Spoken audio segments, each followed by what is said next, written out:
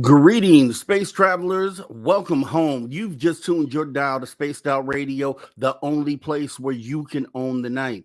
I am your host, Mr. Rob G, and tonight we're broadcasting to you on our terrestrial affiliates across North America and digitally on TalkStream Live, KPNL, and Odyssey Radio. Remember, you can access our archives for free at youtube.com/Spaced Out Radio. And while you're there, consider hitting that subscribe button if you wouldn't mind. And please don't forget to follow us on our Twitter and Instagram at Spaced Out Radio and at Spaced Out Radio Show. Our website is Spaced Out Radio, where the options are endless. You can stay up to date with the SOR Newswire, get some new official Spaced Out swag, plus rock out to some Bumblefoot and so much more. We are going to have an awesome Sunday. How are you guys doing today? I hope your Sunday has been going great. I hope you've had a great weekend, and I hope you're ready to have a great week coming into this new week. So, I'm excited to go ahead and get into the show tonight. We're gonna bring in a little bit here our guest tonight, Olav Phillips, who is an co-author of a book called The Black Line. So we're going to be finding out some stuff about that. I don't really know a whole lot about that. So he'll be definitely filling us in on what that is. And also talking about potentially the secret space program, if there is one, and, kind of diving into that. So there's going to be a multitude of things that we are going to dive into tonight. And I can't wait. It's going to be another fun night. So we had a great night yesterday with our guest, and we will have a great night tonight. So what I want to do is go ahead and start out like we always do. Let's see who came in first tonight. Let's take a look. So according to the data that we have here, it looks like Tamothman came in with the gold. Howdy, fam. Howdy, Tamothman. Thank you for coming in and joining us on this Sunday night. Let's see. We have Flat 6. All right. Hey there. And with the silver, we have Race Fan with the bronze. Thank you for coming in, guys. Let's see. We have Laura Lobbs. Thank you so much for coming in, saying hello. We got Nicola Perry Jr. saying good evening, all. What's up, Rob G? Thanks for accepting my friend request. No problem at all, Nicola. You are a friend indeed. Lee the B, thank you for coming in. Hello, everyone. I'm glad you're here. I'm glad you're here too, Lee. Awesome conversation we had the other day, and maybe we'll pick up on some of that a little bit later on. And let's see, Mary R. Mary R., thank you for coming in. Waving hand saying hello. We have Kurt M. Kurt M. Hi, all. Hello, Kurt. Thanks for dropping in, joining us on this Sunday, this spectacular Sunday. Carl Bittner. You already know Carl Bittner. Hey there, Rob, and all you spaced out peeps. Thank you for coming in, Carl Bittner. We appreciate your time. Laura Lobbs. Hey, Kurt M. Thank you for coming in. Let's see. We have Brown Dwarf. Good evening. Good evening, Brown Dwarf. Glad you could join us. Appreciate you. We do have Lightwalkers in the building. Lightwalkers, hello, Rob, with the heart. And hello, Lightwalkers, with the heart, right back to you. Let's see. We have, oh, okay, my guy again, Area 51, the Icebreaker. That's your new name, man, the Icebreaker, Area 51, aka the Icebreaker, coming in first as always. That's how you break the ice. You come in first as always. We got Derek Galloway in the building. Short hard, hard, hard, rip hard, squeeze them out, yee. God night to my bros and ladies. Okay, Derek Galloway, thanks for coming in. We do appreciate you. Thanks for coming. Rich Buddy, great name, and seems like a new name. If you are new, Rich, definitely want to welcome you to Spaced Out Radio.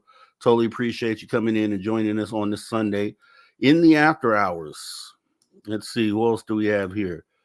Bad Daddy with the hand up. Okay, thanks for coming in, Bad Daddy.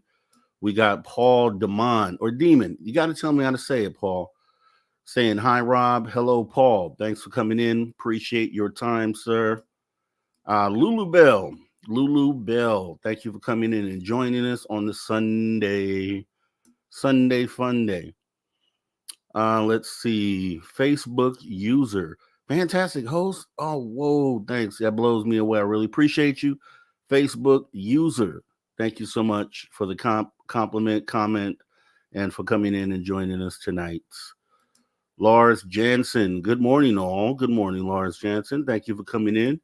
And we have Kira. I am. Hello, all you amazing souls, and Rob. Thank you for coming in. Kira joining us tonight. We have Jim. Jim. Jim is an awesome guy. Well, very awesome guy.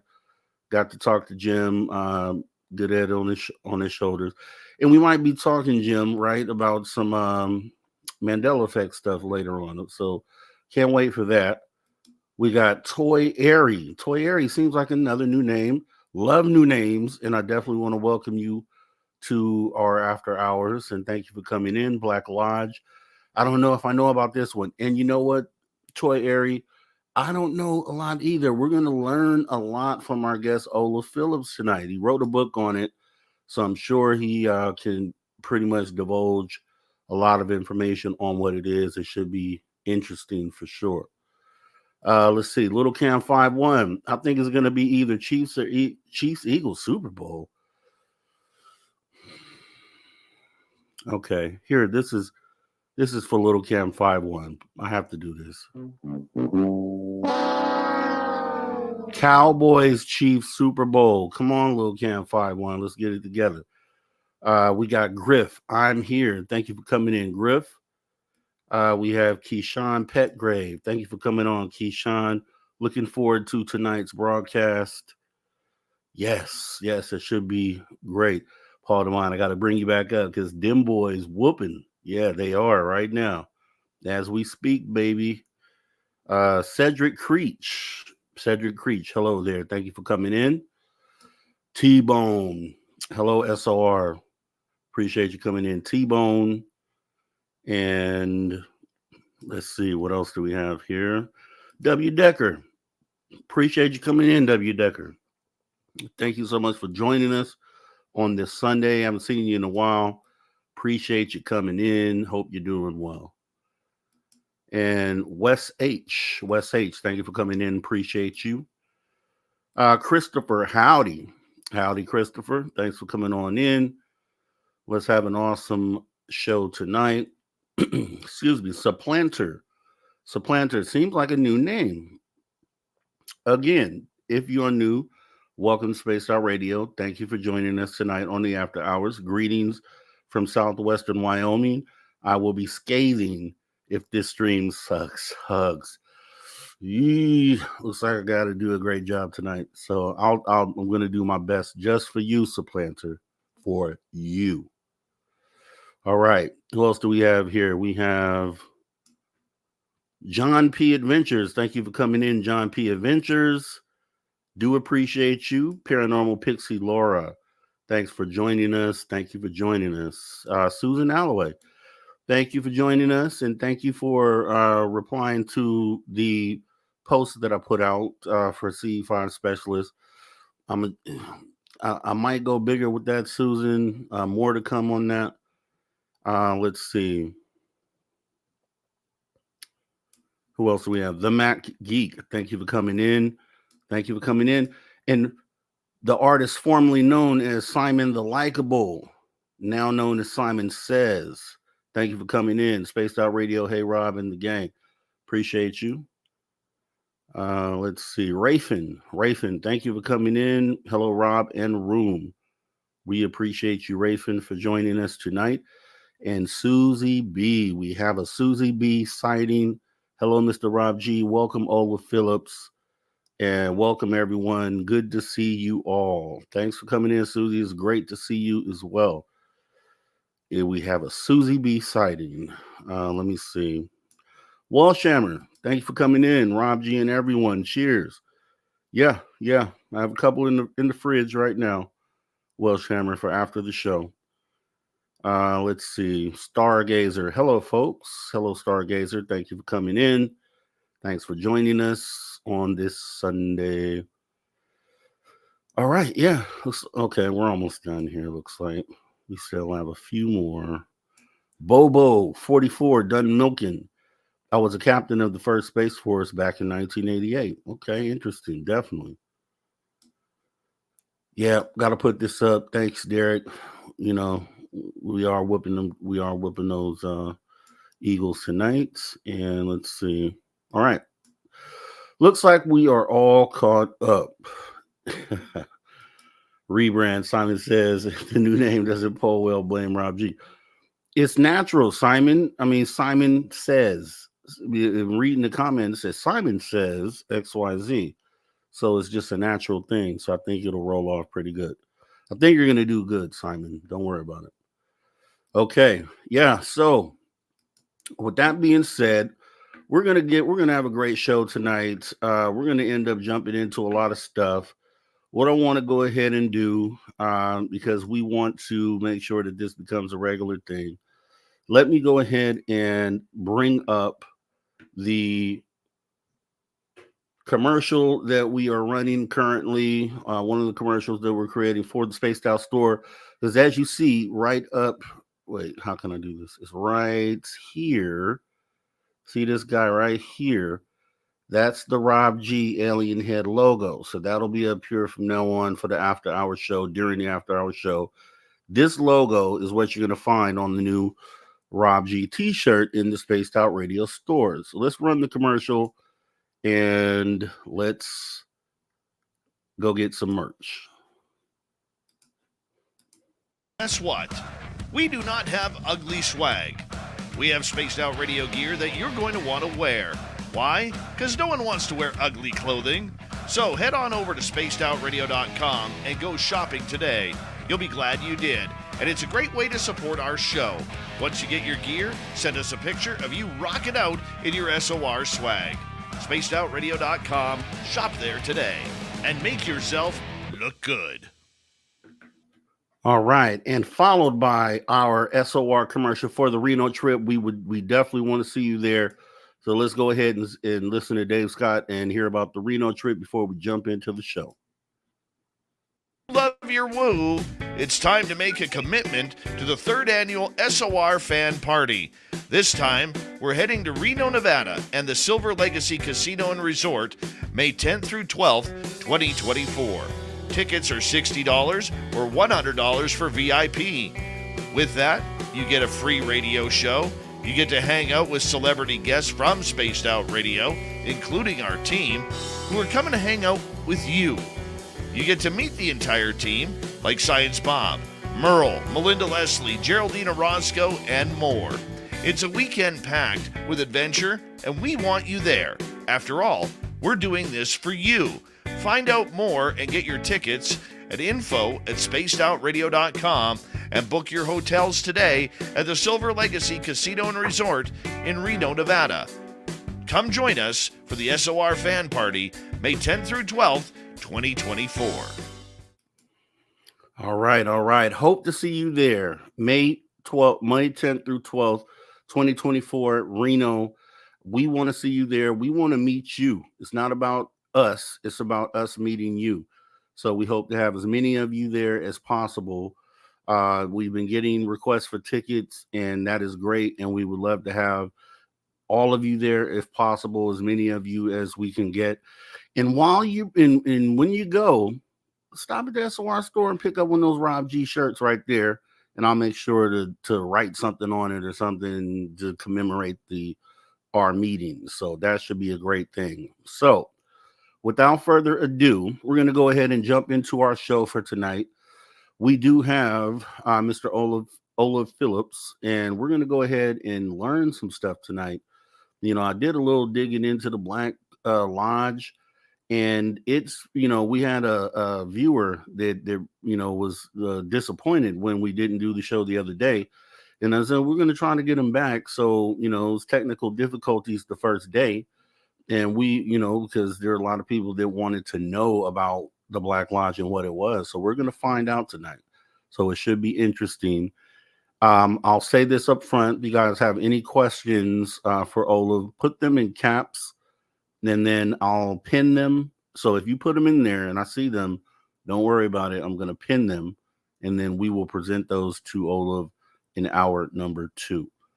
So without further delay, let me go ahead and get Olav set up to come in here.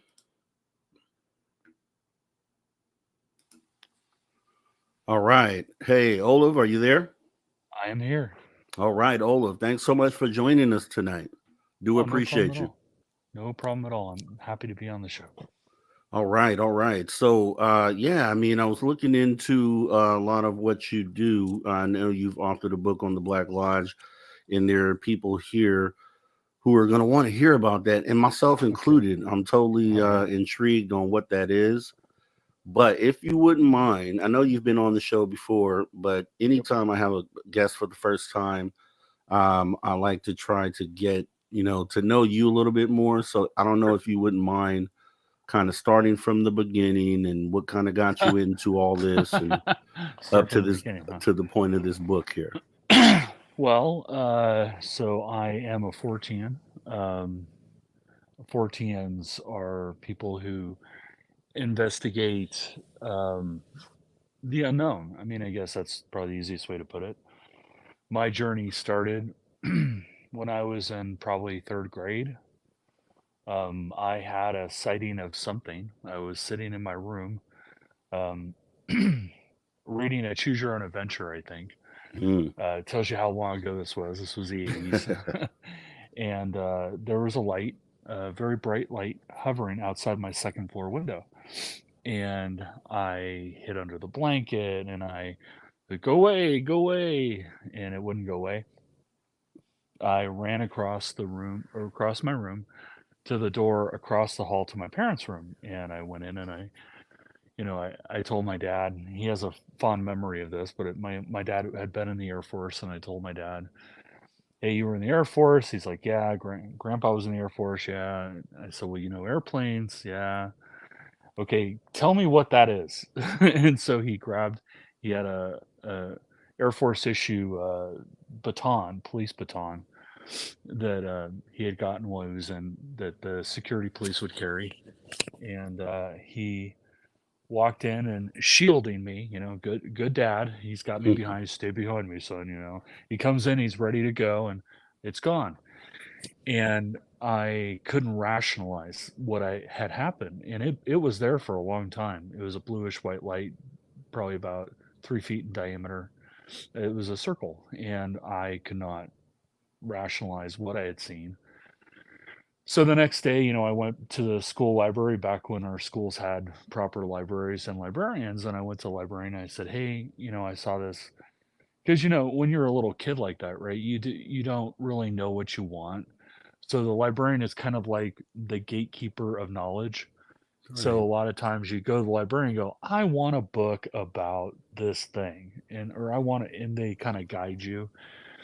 And so I explained in a third grader, kind of fourth grader kind of content. Maybe it was fourth grade, but anyway, I explained to her in what language I had to explain this thing, and she goes, "Oh, you want the airplane books are over here, Dewey Decimal System?" And I said, "No, no, no, no, no." I said, "Look, I love airplanes. I've always loved airplanes. I grew up on an Air Force base. I know what an airplane looks like. This was not an airplane or a helicopter." And she goes, "Oh, you want those books?" I'm like, "Yeah, whatever those books are, I want those ones." And she says, "Okay, well, it's on the last." They were buried. It was on the last. I remember where they actually were. It was on the. She's like, "It's in the other room on the far left on the bookshelf at the bottom on the right side." And so I went there and I got 3 books. I got the Heine, what was it? Messengers of Deception, I think. It was one of Lee's books, but I got Messengers of Deception. I got the Hynek Report, I think, and then I got Mysteries from Beyond Time and Space by Brad Steiger. And I'm like a third, fourth grader. I'm trying to read Hynek, and Hynek is an astronomer. It's just too dense. I just couldn't process it. And I tried Vali, and Vali was too metaphorical because Messengers of Deception is a book about the phenomenon going back to the beginning of time, and it's talking about like, entities showing up in medieval times and how those could equate to the Men in Black. And, it's all, a lot of it is metaphorical. Right. And to the third or fourth grade mind, that kind of metaphor is not going to work.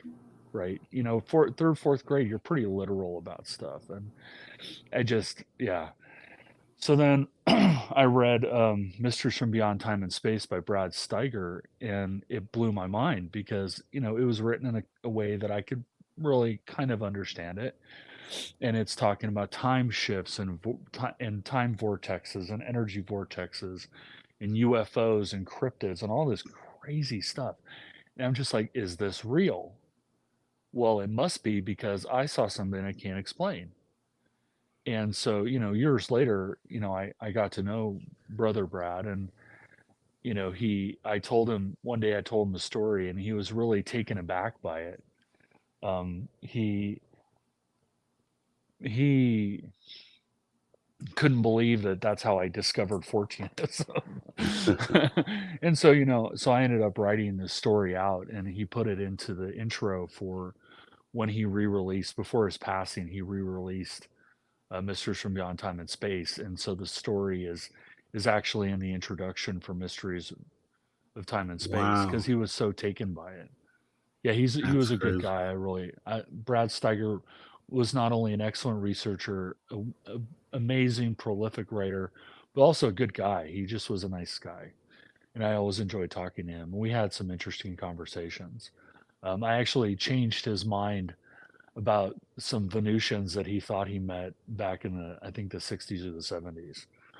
But but yeah, that's how I kind of got into it. And once you see one, you see more. And I kind of, as I grew up, I kind of chased it to some extent, the odd stuff. That's why, Forteanism it's like ghosts, UFOs, cryptids, but there's also this notion that all these things are linked together, that they're not um, separate paths, that they're all one and they're all interrelated.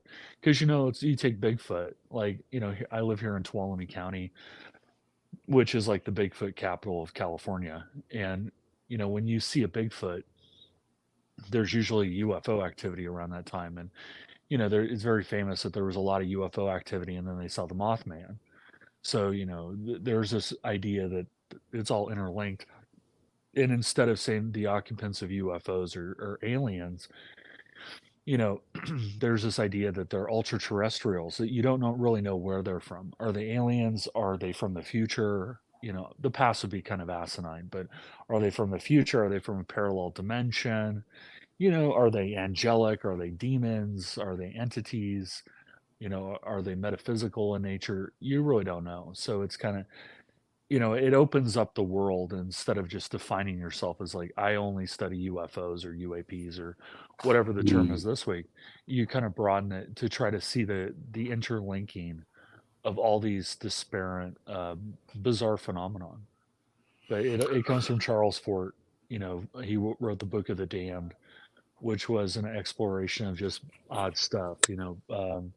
Frogs falling from the sky, fish falls, blood rains, cryptids, UFOs, all of it. So, wow, that's crazy. So, I do you chase it. feel like all that all that is actually interconnected, like Oh the yeah, fish falling for from sure. the sky and Well, the fish falling from the sky is a different thing. The most common theory of how fish falls happen is that somewhere, and I know it sounds ludicrous, but then you kind of think about it, but somewhere, offshore, especially when it's very stormy, that there's some kind of a tropical depression or a hurricane. And when those things happen, water spouts, whatever, when those things happen, they're sucking the water up from the ocean. And when you're sucking the water up from the ocean, it's taking the fish and the debris and everything else and hurtling it up in the air. So, it's not surprising that if you have a hurricane, you're going to get a bunch of fish falling out of the sky. The one that perplexes me is a blood rain. It's happened a number of times in India where it actually rains blood, and they tested it, and it was blood. wow, Yeah, that's that crazy. one's bizarre. It doesn't happen very often, but that one I've never figured out. But the fish falls, and when you'll get situations where 1,000 birds will like fall out of the sky dead, and there are some other Yeah. theories about how things like that happen. But when you're 14, not everything is inexplicable. Science comes into play, and it's okay to find a scientific answer. It doesn't always have to be metaphysical. you know and I think that part of it kind of it kind of it kind of changed the path for me. When I was young, I started out like everybody else. All UFOs are aliens, and they came from Zeta Reticuli and whatever. But as time went on, I started to question whether that was true or not. And then the conspiracies come into play. But I kind of had a falling out with myself on the whole conspiracy thing. And some things happened in my life that pushed me toward the esoteric. So I started to try to delve more into the esoteric nature of it all versus having conspiracy, dumbs and mill lab and all that kind of stuff. I started to go down the esoteric path because at that time, that seemed to be more rational for me to do. Yeah, I mean, we have a contributor. You may know him, Brian Bowden. We had him on yesterday, and he gave this theory on.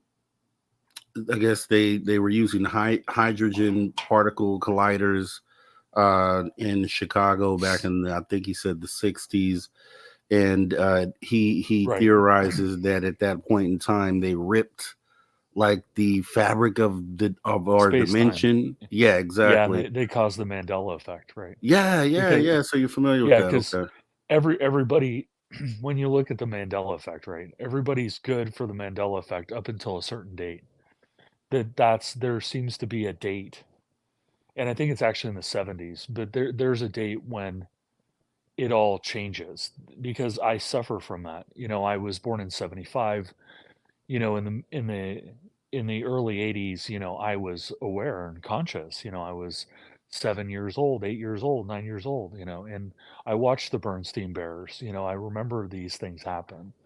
So due to my age, I'm 48, so I remember, I was born before these things, so I remember them, and I do suffer from the Mandela effect. Absolutely. I remember him dying in prison. Yeah, man. So do you? So I mean, because the It was theory a big deal. also went along where he was stating that because it ripped the fabric, that there were cracks that allow things to come back and forth from one dimension to the other. So It's do well, it's you not a believe that as dimension well? it's not a dimension per se. It's more like a timeline that there's like bleed. Yeah, right. Timeline. Yeah. Because what that collider potentially caused was a fork in in kind of reality as we understand it. Every decision that you make creates a fork, and that it creates an infinite number of forks because you're always making decisions. It was like, well, am I going to come on the show this week? Somebody else made a decision and took out the internet, so I couldn't come on last week. And these things have ramifications. So every time one of these kinds of things happen, it creates a fork. And there's a yes fork and a no fork. If there's a yes, I came on the show.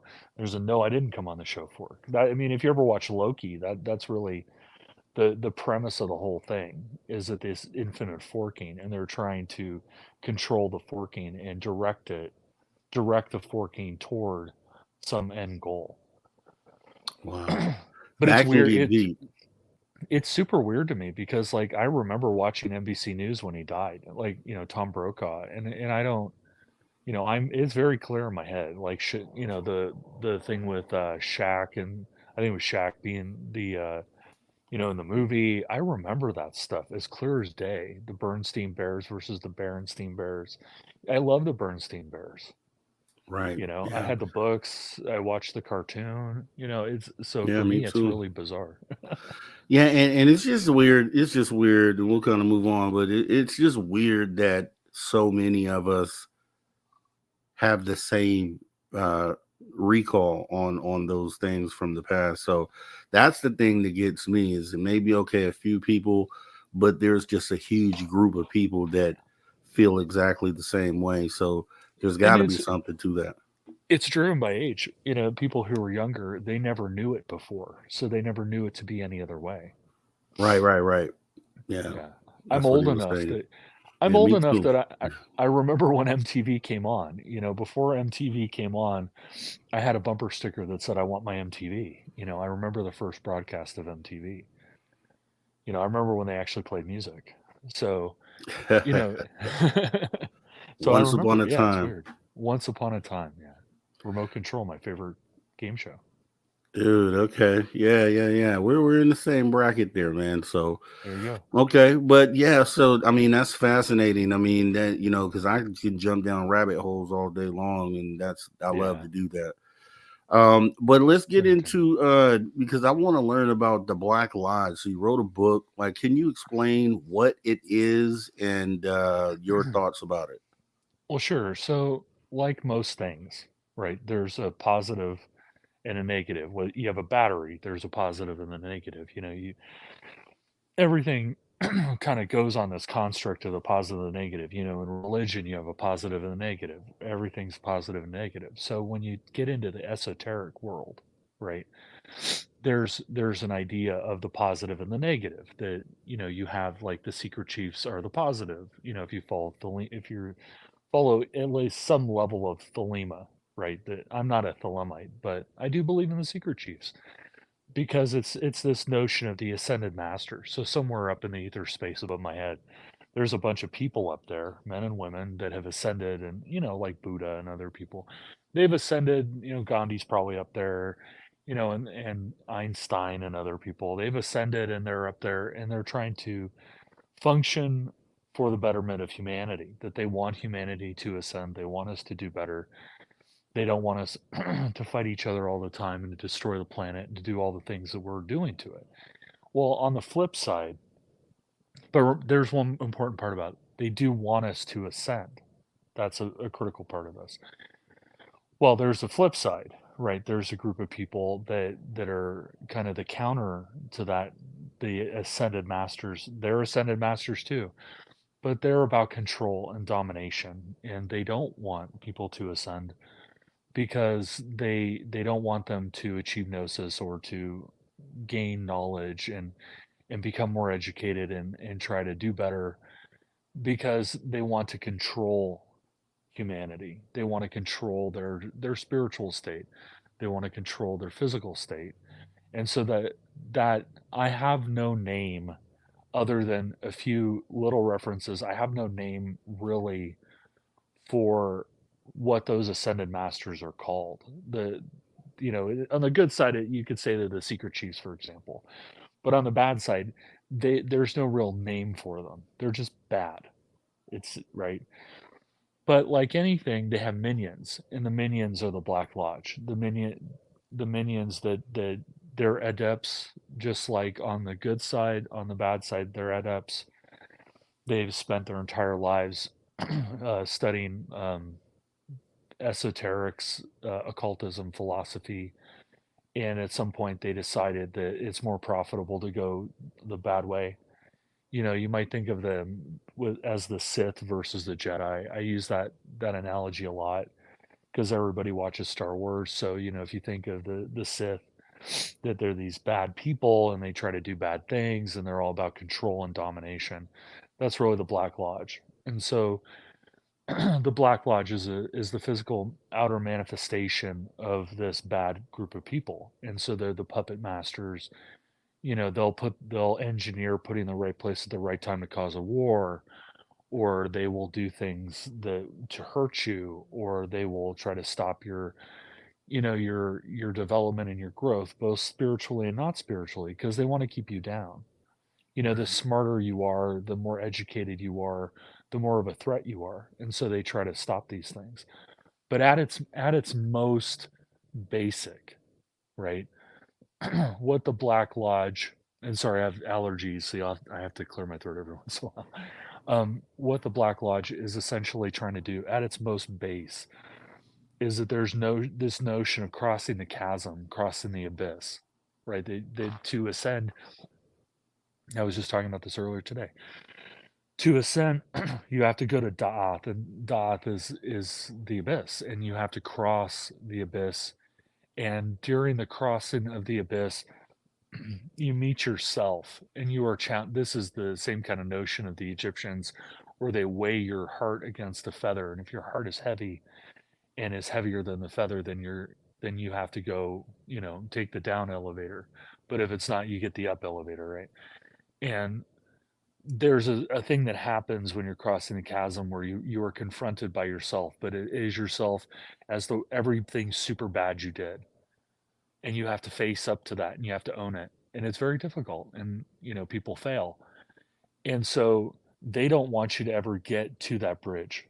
They don't ever want you to get to a point where you're on the cusp of ascending or manifesting. They want to stop you before you even know what it is, because the more people that can cross the chasm, cross the abyss, get to the other side, the more people that ascend, the more it shakes the balance between good and evil, and the less control that they have. Mhm. So that's So, basically who they are, is that they're adepts. They came from the same esoteric movements as anybody else did. They were members of the AA or the OTO, the Golden Dawn, or they were Rosicrucians, or whatever part you're a part of. They were once a part of that probably too, but at some point the Black Lodge dangled power or money or sex or control or whatever your price is, because everybody has a price. And so they dangle that price and they say, come join us come join the bad guys, and you get as much of that as you can take. So people do. so can you apply the Black Lodge to physical living people today? Is that something you could Yeah. apply to something physically? Yeah, they're people. They're people that you might even know some. Yeah.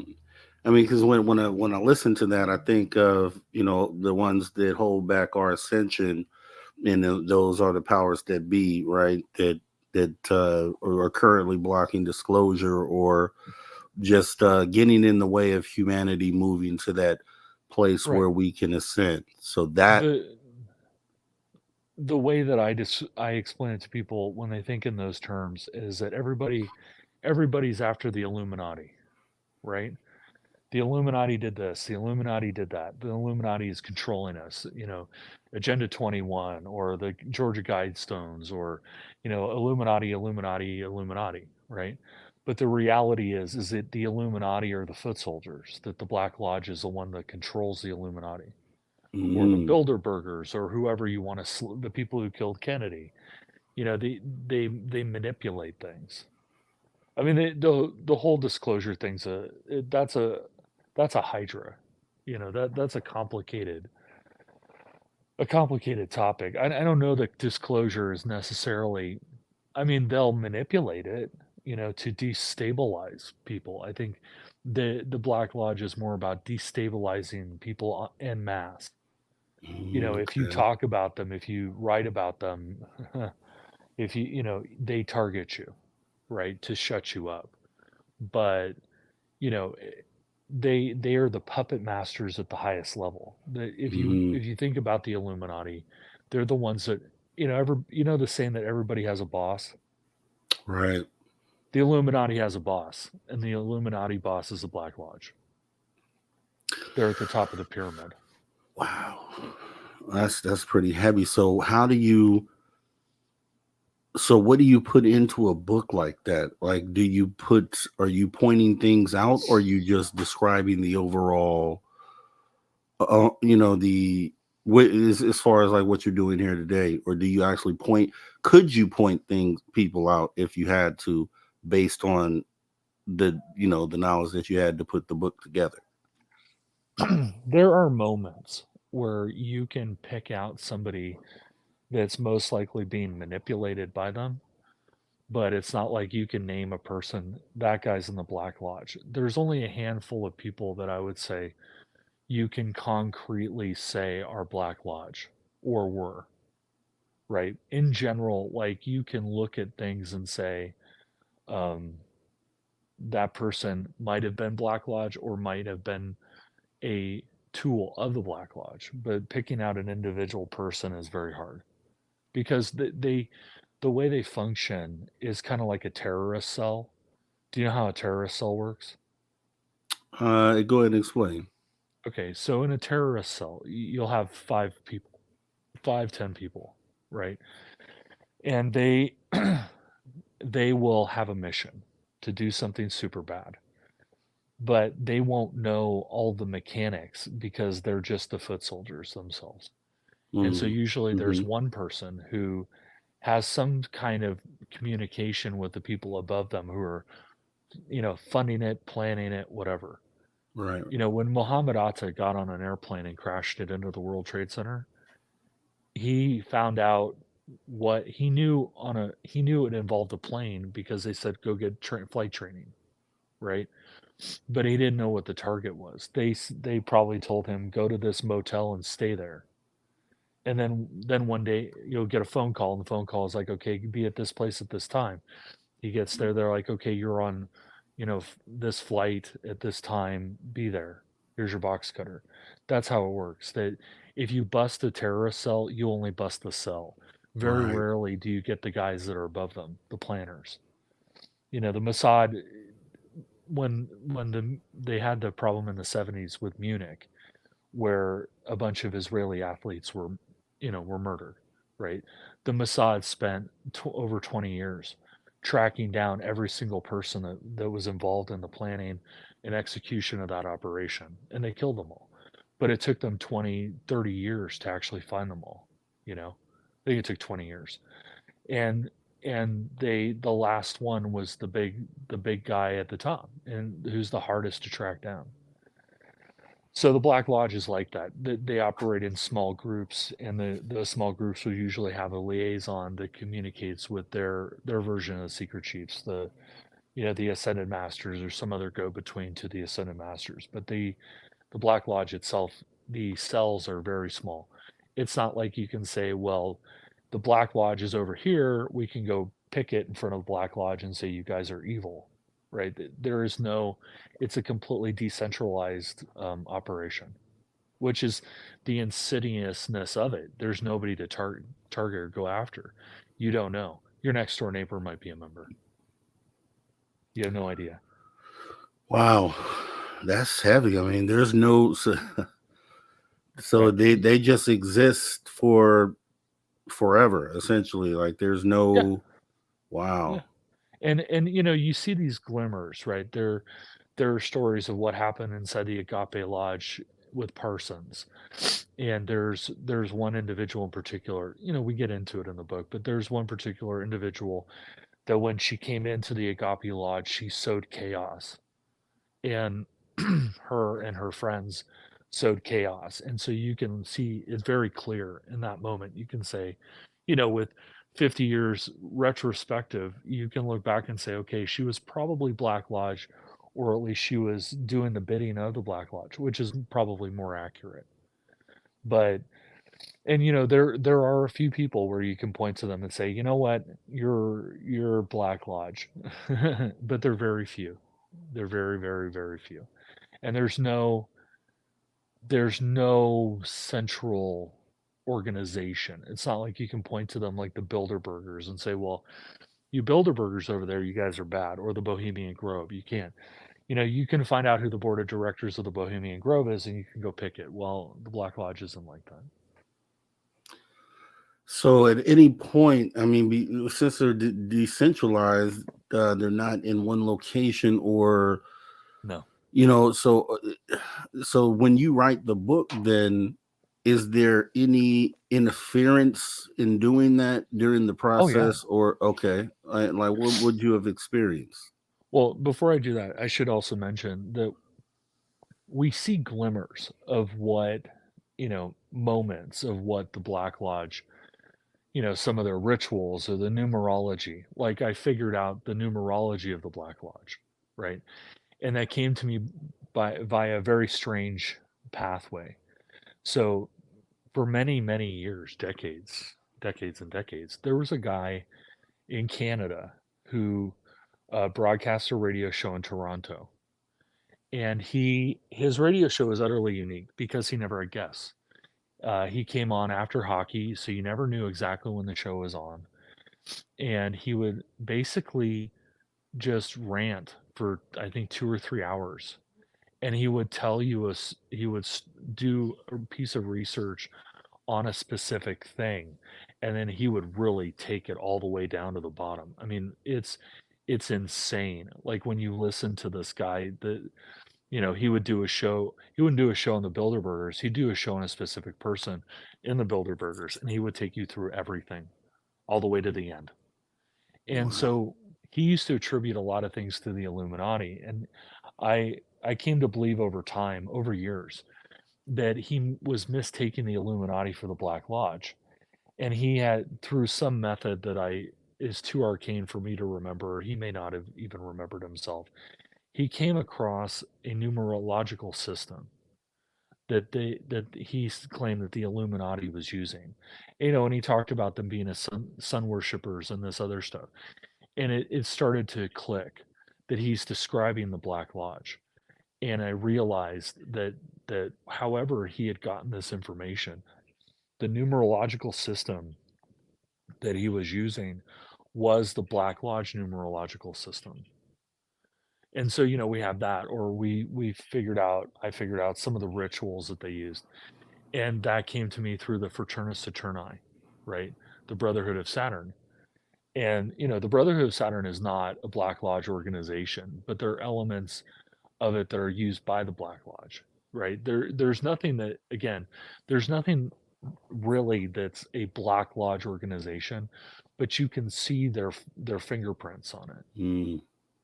And so, it became a detective story of looking for the fingerprints, and then that's what's in the book is the fingerprints. It gives you an idea of how they operate, who they are, where they are, so that you can go back and see, okay, this I have the description. Now I can look out at something and go, okay, I think that might be Black Lodge. For example, there's I forget which saint it is offhand, but he was trained as an occultist and a magician. He's a saint, and he found Christianity, and he described being schooled in a magical, like a dark magic school, I think in Romania. He went to one in Paris or Romania. And so there are three schools that exist. That some people claim are the headmaster's the devil, and you go, they'll take 666 students or whatever, and they train them on how to be dark magicians. And so I talked about that. I talked about some of the books that they used. I reproduced one of the books that's believed to be a Black Lodge book that came from one of these schools. So it's that kind of stuff that's in it, and stories about the Black Lodge doing things, right? Because I can't finger a person. I can't say Rob's a member of the Black Lodge. It doesn't work that way. But I can describe to you, well, Rob's a nice guy, and he has a show, on Spaced Out Radio After Hours, and and then you can go, okay, well, these guys who host, Spaced Out Radio After Hours, okay, well, that's a kind of Black Lodge thing, and then you kind of put the pieces together and go, oh, it's Rob. Not that you're in the Black Lodge, but you get the idea. Man, okay, so what was the other? What was the other question? So essentially, like during the process of writing the book, then I asked. What tried to stop me? Yeah. It's bad. It's people getting sick, getting hurt, things breaking, chaos. Really, the best way to describe it when I was writing the book is that if you've gone through chaos in your life, personal, financial, work, I experienced it for a year. That's the best way for me to describe it quickly is that if you've experienced something bad, I probably went through it. So just numerous things within a year's time frame. Okay. Everything that could go wrong did go wrong. Okay. Even stupid stuff. Even stupid little things like, I have a pool, and the pool was fine, and I chlorinated and taken care of and not thrashed or anything like that. The chlorination levels are fine. I disappear for 2 days to go mining, and I come back and the thing is completely infested by algae. Wow. And I got the pool person came over and was like, that was fast. I'm like, if it can go wrong, it will go wrong. I mean, that's stupid. I mean, that's straight up stupid. That's an annoyance. I threw a couple chlorine tablets in there and shocked it. Boom, my pool's back. But it's like anything that you could possibly imagine that could go wrong went wrong. I had a perfectly good tire completely shred itself on the highway for no reason. There was no debris on the road. It just decided to completely shred itself and catch on fire. So prior to writing the book, did you know potentially that you could face some sort of backlash during writing it? Like going into it? Okay. Yes. But I was warned. But we did things to magically protect ourselves, and we put everything in place to stop those things from happening.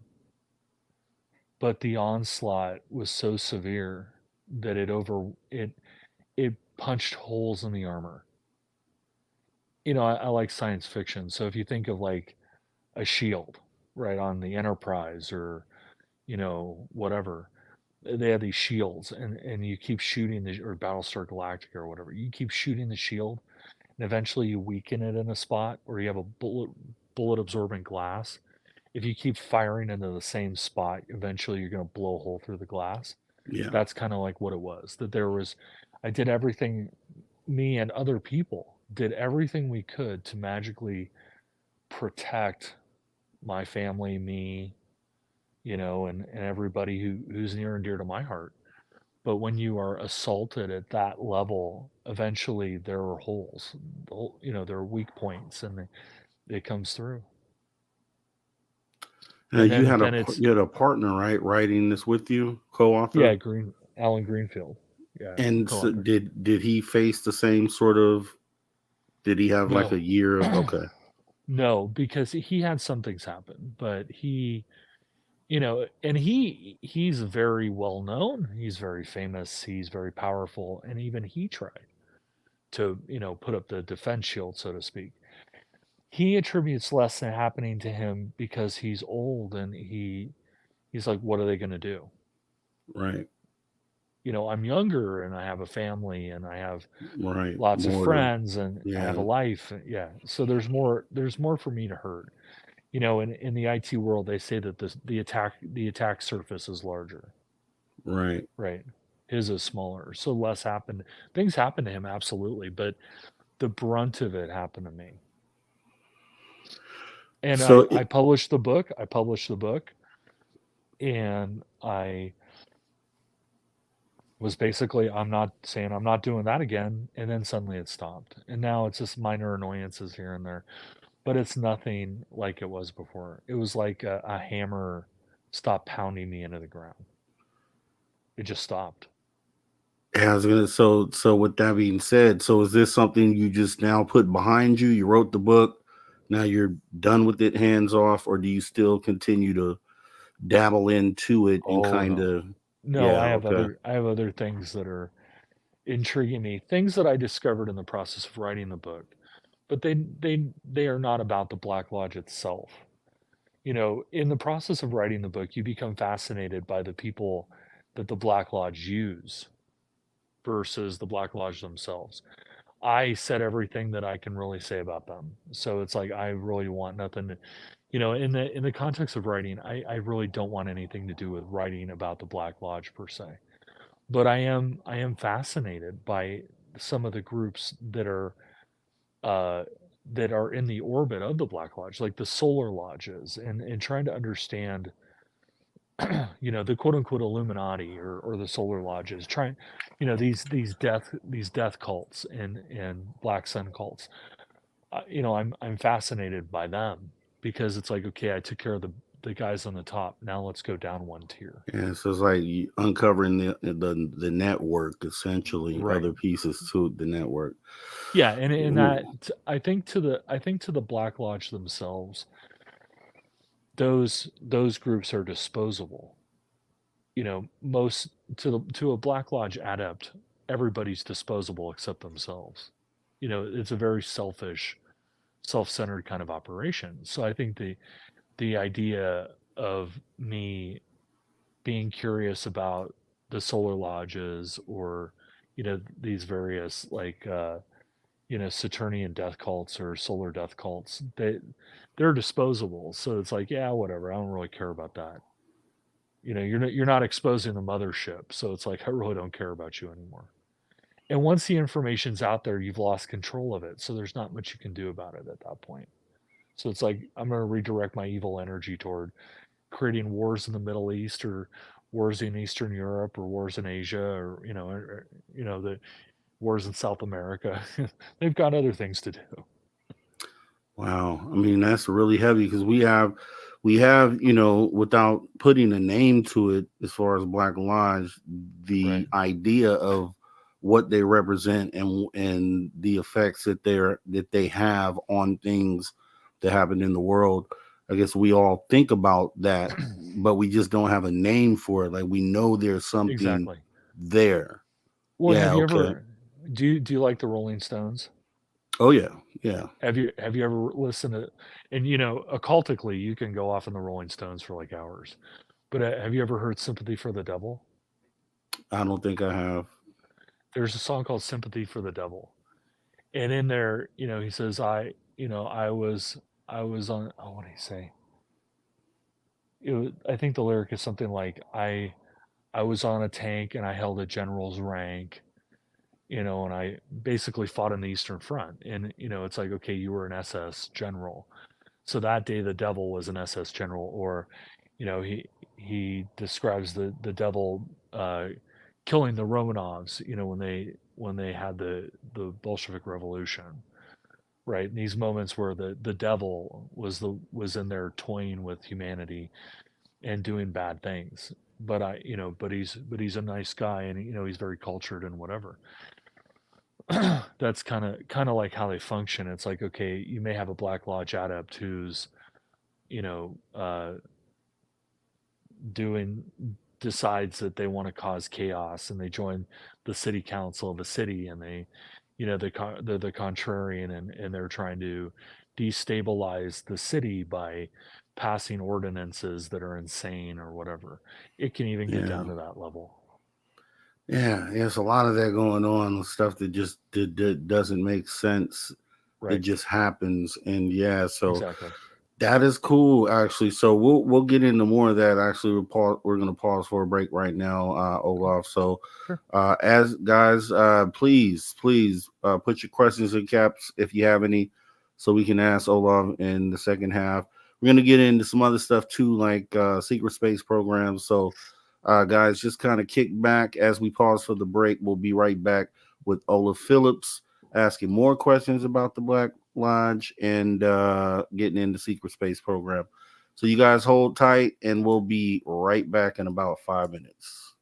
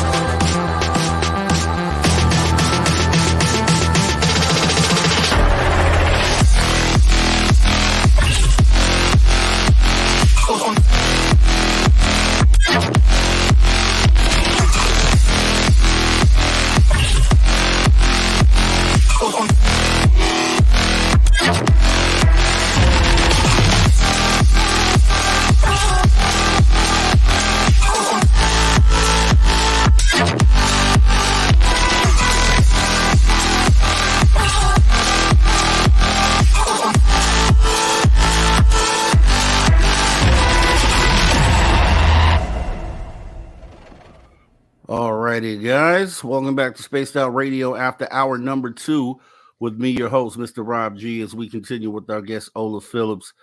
And we jump into some questions about the Black Lodge, and we're going to jump into some other stuff too.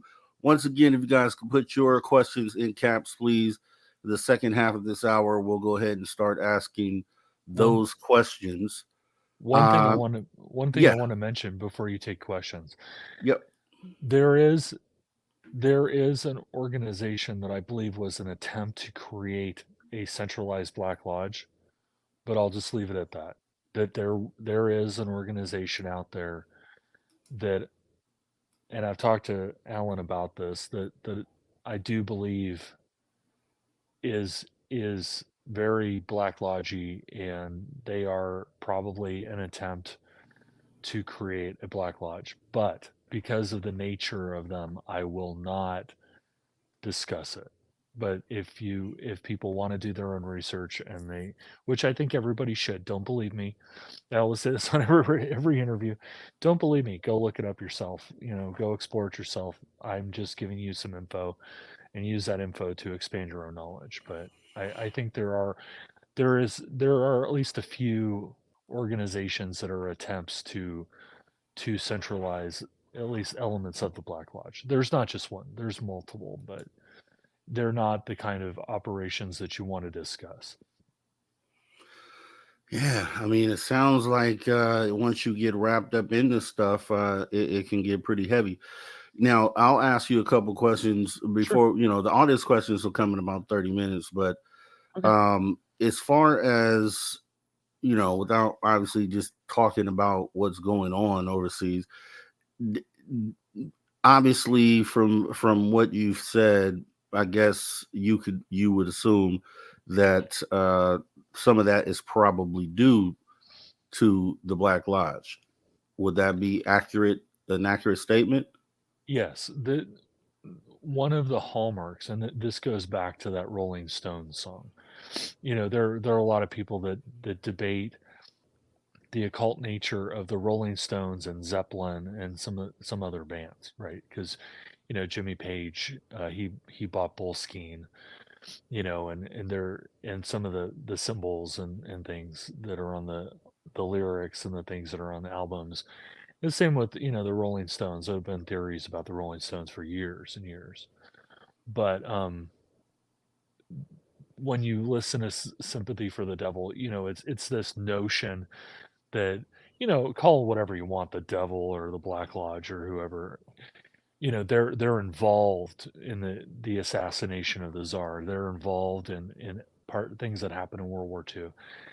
It creates a fingerprint, and I think that in general, a lot of times when we see these wars come up out of nowhere, that there's a precipitation, there's some logic that some politician used somewhere, to invade somebody for some reason, right?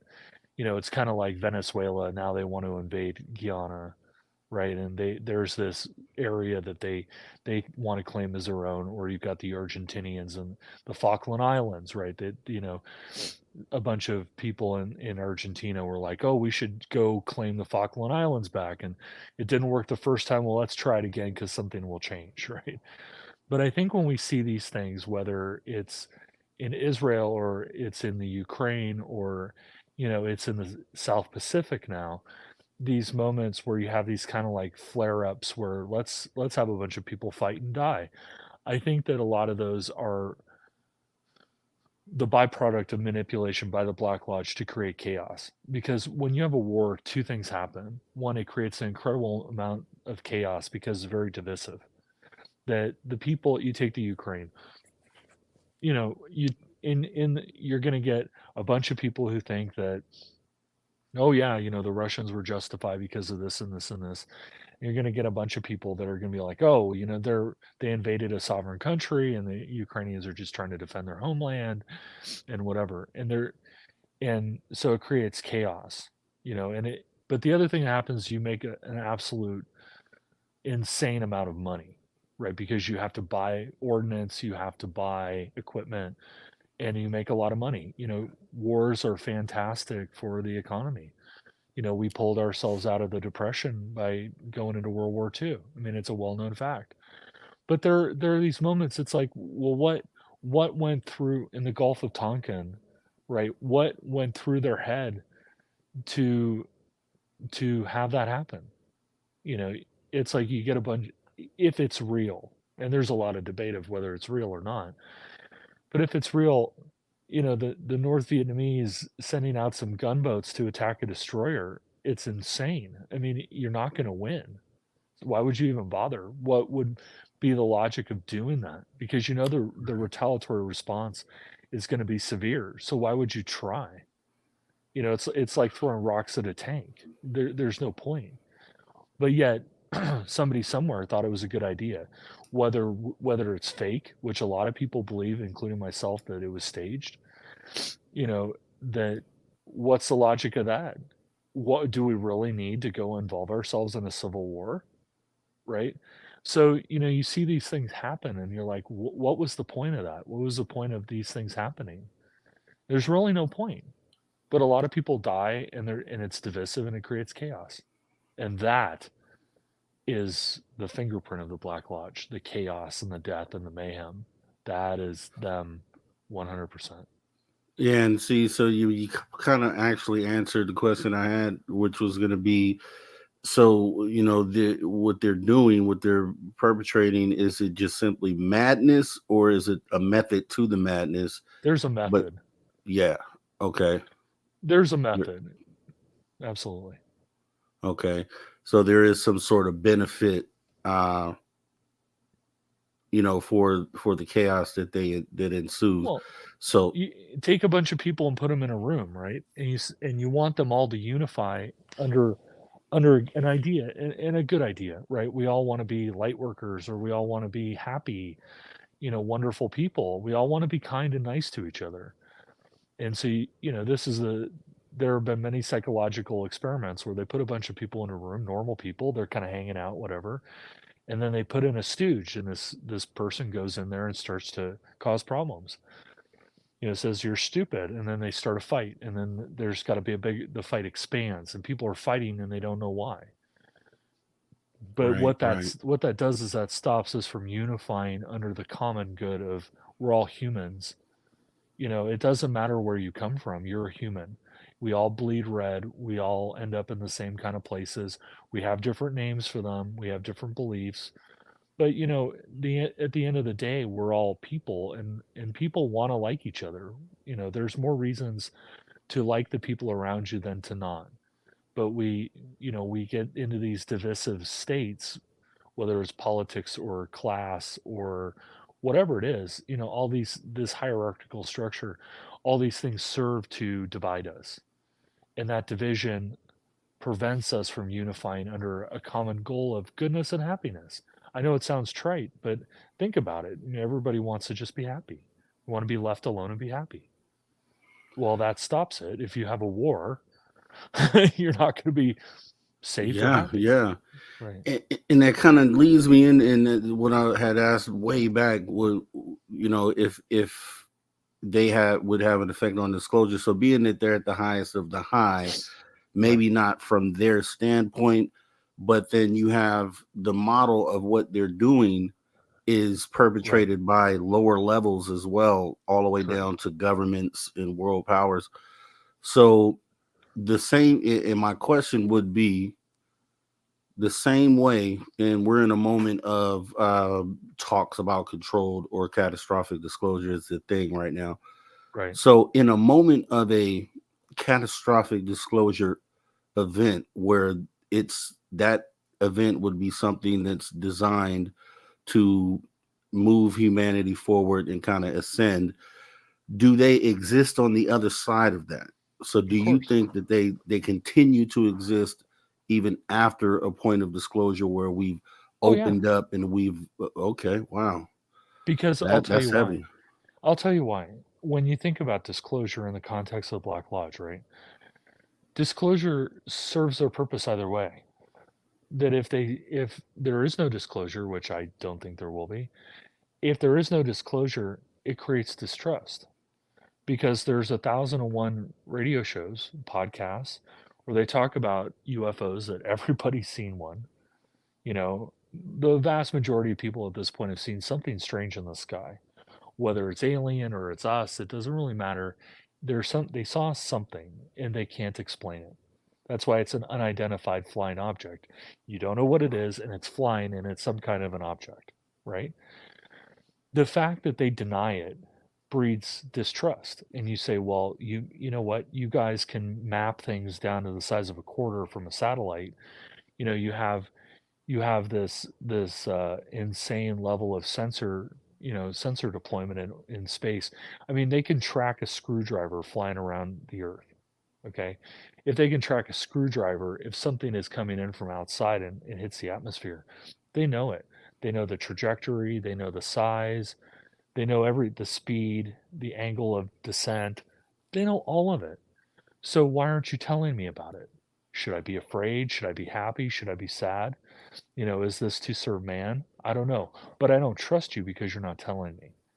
At the same time, if you have a disclosure event, catastrophic or not, then a whole bunch of people are going to wake up that morning and go, see, I was right. They're going to call up Aunt June and go, Aunt June, I told you for years UFOs are real. And Aunt June's going, I guess you're right. But then there's going to be a bunch of other people that are going to say it's a psyop and it's BS, and you're going to create chaos. It's not, there's no clean disclosure. And if they disclose, the reason I don't think they will is because if you disclose these things, then you have to account for 50 years of covering it up. And lying and taking people out and a bunch of nefarious stuff that was done potentially in the process of the keeping these things secret. And you have to justify the insane amounts of money that you spent back engineering them. And there's a whole bunch of ramifications that I don't think people really think through, but that itself will create chaos. And remember, we've been down this road before. Blue Book, case closed, right? Right. They're going to release it. They're going to release it. But they didn't. And so what happened? Everybody says, well, that was a non-event, and that's just more secrecy, and I don't trust them and whatever. So it creates chaos either way. It's, for the forces of evil, so to speak, it's an all-win situation. No matter whether they do or don't, they win because it creates chaos and distrust. Okay, so I have two questions then. So let me, Sure. okay, so to me, it sounds like it's definitely, since they are the puppet masters, it sounds Right. like it is definitely beneficial for them to have the powers that are, our governments in power and to stay in power. Sounds like that's the perfect setup for them. It so Sure.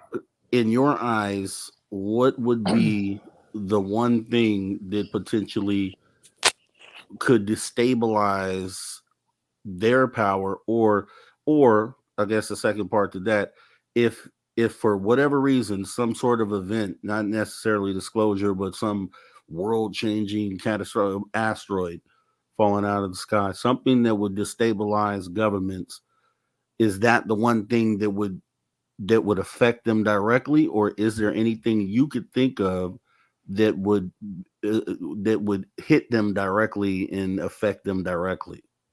Well, I think it's a chess match. There are lots of things that affect them directly, and they you gain some ground, you lose some ground, you gain some. It's a chess match. I think if you needed a worldwide event that would really signal the death knell of the Black Lodge, it would have to be something utterly catastrophic that would unify the entire world. And in that moment, you could see beyond the things we don't talk about at the dinner table, the politics, religion, race, class, gender. You need something that transcends all those things. And it would probably have to be some kind of revelation, Yeah. right? But even then, in the beginning, you know, people would look at it and they would be distrustful of it. And if you had an asteroid, the movie Melancholia comes to mind by Lars von Trier. If you have this big planet that's coming toward us and it's going to destroy the Earth, you're going to have a worldwide shock, and in that moment, rich, poor, it doesn't really matter. We're all going out. But the problem is that even in that moment, even if there was a huge planet in the sky over my head that was going to hit the Earth in the next 20 minutes, there'd be a bunch of people that'd be like, well, that's not real. Or, they'd still be trying to sell gas for $100 a gallon, or, so there's no clean, easy way. I think what it is that as societies and cultures and political systems, I know it sounds really utopian, but you've got to kind of go toward, if you want to hurt them in that way, you've got to kind of go toward that utopian Star Trek mentality, and erase a lot of the hierarchical, nature of things, and make it a lot more flat and a lot more equal. You need you need equality, whether, no matter where you look for it, whether it's political equality or monetary equality. And I know what people are going to say about that, but think about it for a minute, right? If you want everybody to have this aha moment and ascend, you have to give them something to make them realize that that's what we need to do.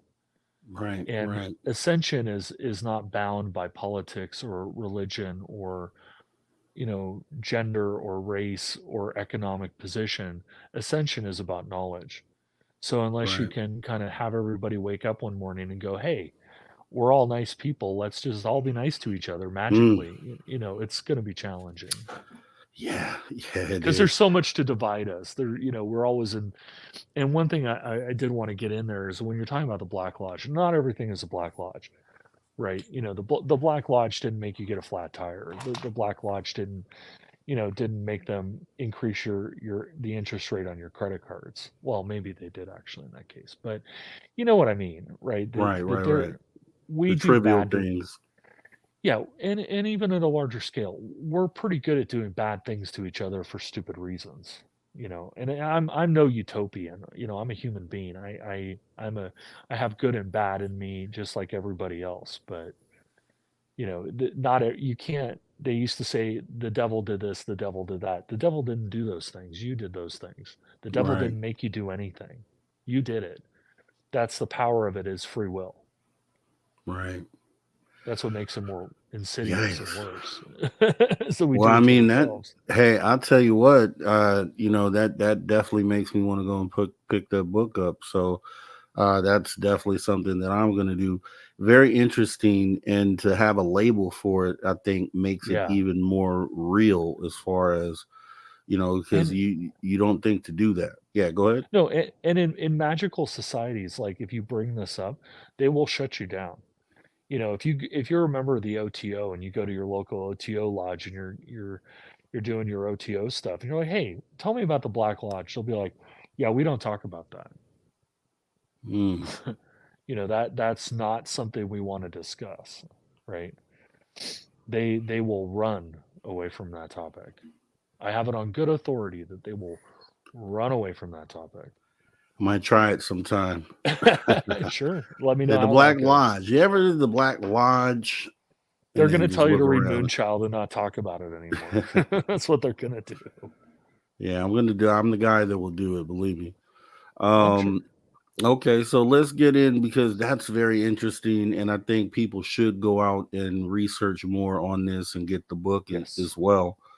Let's get into what your feelings about secret space program. Is it a real thing, and is there any proof of it that you can point to? Or I have questions about it because I believe that it's possible. I just believe it's possible, and I'll say the reason why is because if you just look at simply look at a lot of the sightings that people report that get explained away as missile tests and things of that nature. So it just shows that things are being launched up without off schedule, without any schedule applied to it that's public knowledge. So aside from just the normal scheduled launches, we have a lot of unscheduled launches, and then we And they're obviously don't classified. know what the payload is on any of those. So hmm that opens the door, I would think. How do you feel about the secret space program? No, I think I think there's some reality to it. I mean, back in the 50s, before you even get to the Apollo program, the Air Force had a program called Lunex, and the Army had one. Oh gosh, I can't remember the name offhand. But they both the Air Force and the Army believed that they could build an installation on the moon with 50, 60 soldiers back in the 50s. And you hear stories. I was doing an interview once, and this guy called up, and when people call up, you can take it or leave it. But the guy seemed very sincere and very knowledgeable, and he said, my uncle was an accountant for some kind of a sheet metal manufacturer, and they had a big contract, and they were shipping them insane amounts of metal, and there was this whole way that they were being billed for it that was really sketchy. And he tried to delve into where all this metal was going, because I mean they were shipping them just insane amounts of metal. And when he started to go down that path and started to go up the food chain and say, well, where's all this stuff going, he basically got laid off. Wow. Yeah. And on one hand, you have things like the Apollo program, which those guys are heroes. They were taking Roman candle, basically modified ballistic missiles into orbit, and they didn't know if they were coming back. And those guys are heroes, straight up. But at the same time, that you have these compartmentalized programs that are pushing the envelope and the boundaries of what we think they can, what we think is possible. And they're we see these strange objects, and to me, when I think about the secret space program, when I went to ESETI, right, James Gilliland's ranch up there in southern Washington, all night, all night we saw strange things flying through the sky, and are they Pleiadians or no? I don't think so. I think a lot of that stuff was us. And I saw some really bizarre stuff, and some of that stuff I think was probably not us, but a lot of it I think was. And if you go to somewhere where you can see Area 51, even at a distance, you can see things climbing out of there at insane angles constantly. It's not like once or twice or once a week or whatever. It's pretty constant that there's things departing Area 51 and going at high angles up into the sky. And, then there's the whole thing with Gary McKinnon.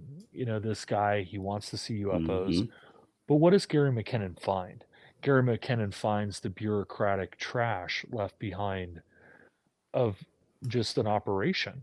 He's finding movement orders, he's finding, supply manifests of pencils and pens and sheets and pillows and, dehydrated milk and whatever. These are the leftovers of any kind of a large scale bureaucratic operation. And if he didn't find anything, then why did they want to send him to Guantanamo as a Right. terrorist? These are questions you should ask. Oh yeah. And it's just, the level of technology we have is actually fairly high, and there's nothing stopping us. And we have the ability to do this stuff. We just haven't. We've decided that it's more economical, and there's a good rationalization to it, but it's more economical to send robots to go do things.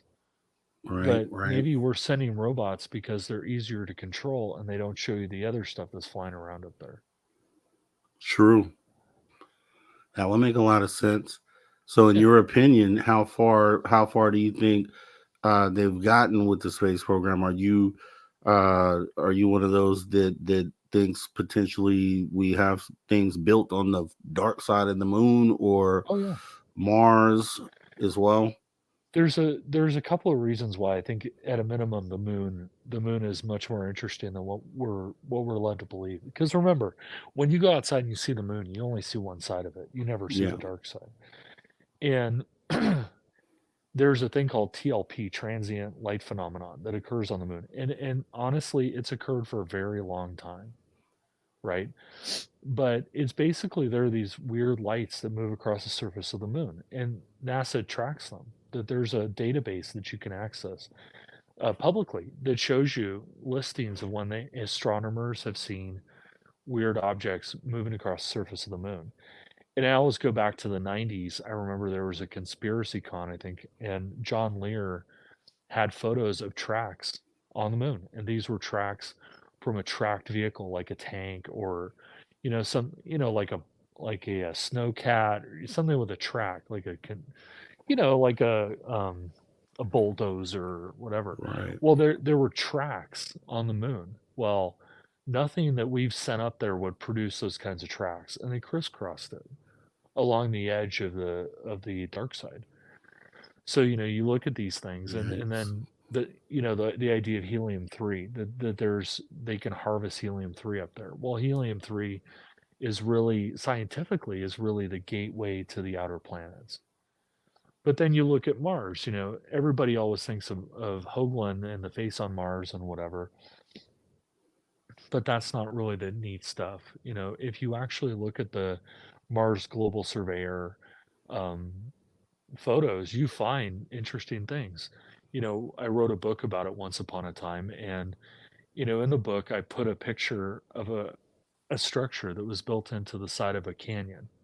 It's a very deep canyon, and the structure is a square, and it's perfectly smooth, and there's a sphere, there's like a dome on the top, and it stands out like a sore thumb. And I thought, well, I wonder what people would perceive this to be. So I showed it to a bunch of people I know. I didn't tell them where I got it.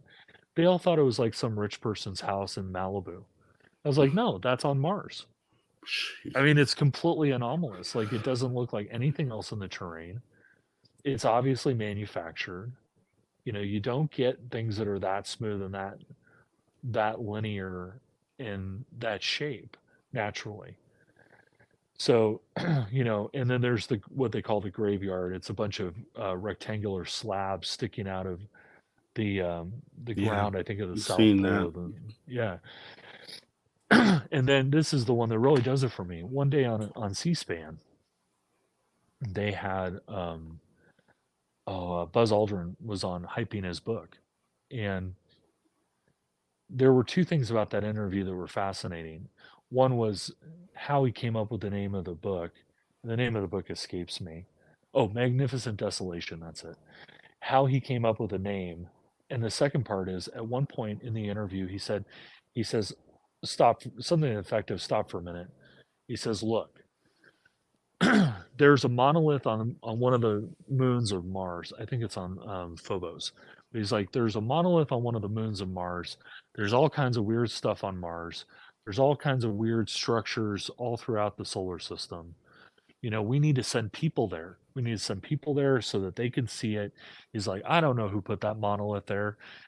I don't know if it was God or Martians or us, or I don't know who put it there, but we need to go there.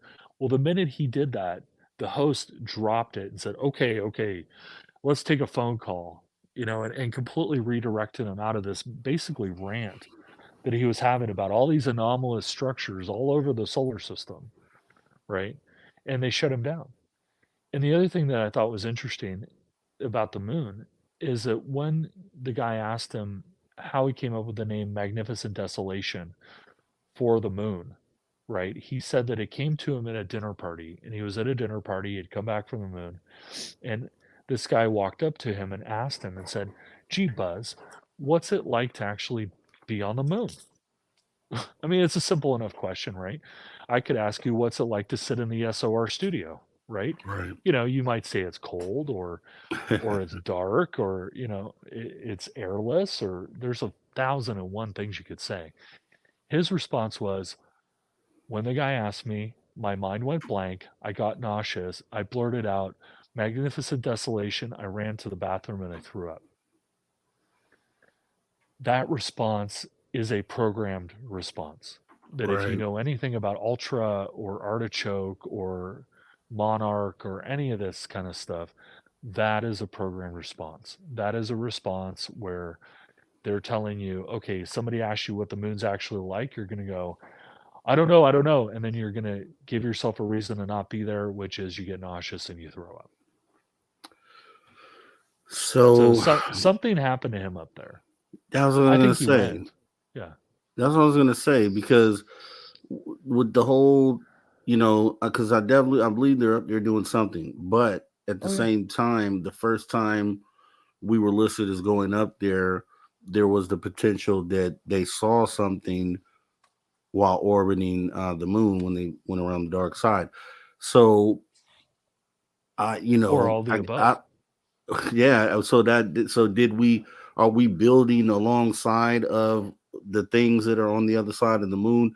Because that leans into what who is it? The Israeli Prime Minister who had come out and said that we had bases on Mars and that we were uh, mingling with extraterrestrials in some underground base on Mars. Yeah. So I guess that's where, because I don't know, would we build if we saw them there on that side of the moon? We would have to probably contact first before we Or begun building, I would think. So or they came to us, or there are a whole lot of options there. so Um, it's you can go back. There are a lot of theories about that. I mean, Lear, before he died, Lear, believed that there was a soul collector on the far side of the moon, right? That when you died, the aliens were harvesting the souls with a big dish, your soul with a big dish. I don't know about that, but I do know this. There there's a there's a set of videos that you can find. It's a bit challenging to find them, I think, at this point, but it was called Apollo 20. right, And Apollo 20 supposedly was Apollo 20. It was led by this guy Rutledge. It had Alexei Leonov and somebody, I forget the third person, was a woman.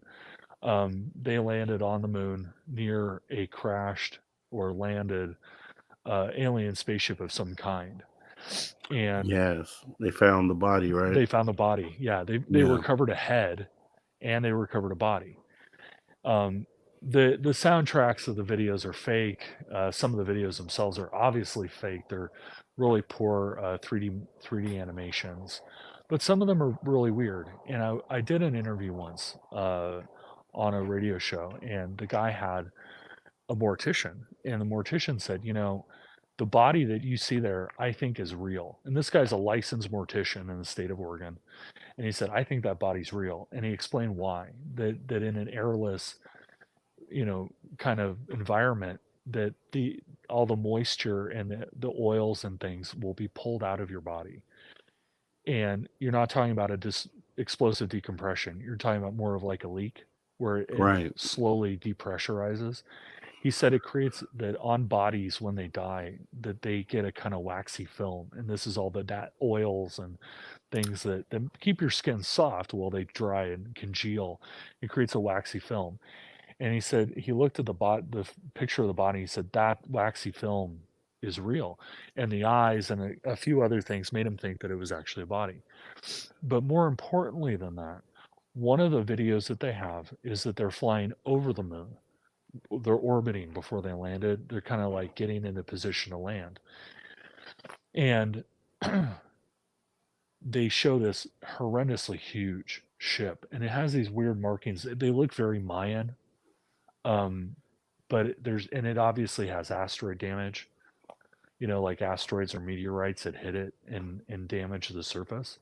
yeah. I And think I so know what when you're they talking about. Yeah, and so when they landed, there are films where this guy Rutledge shoves the camera up against the triangular window of the LEM.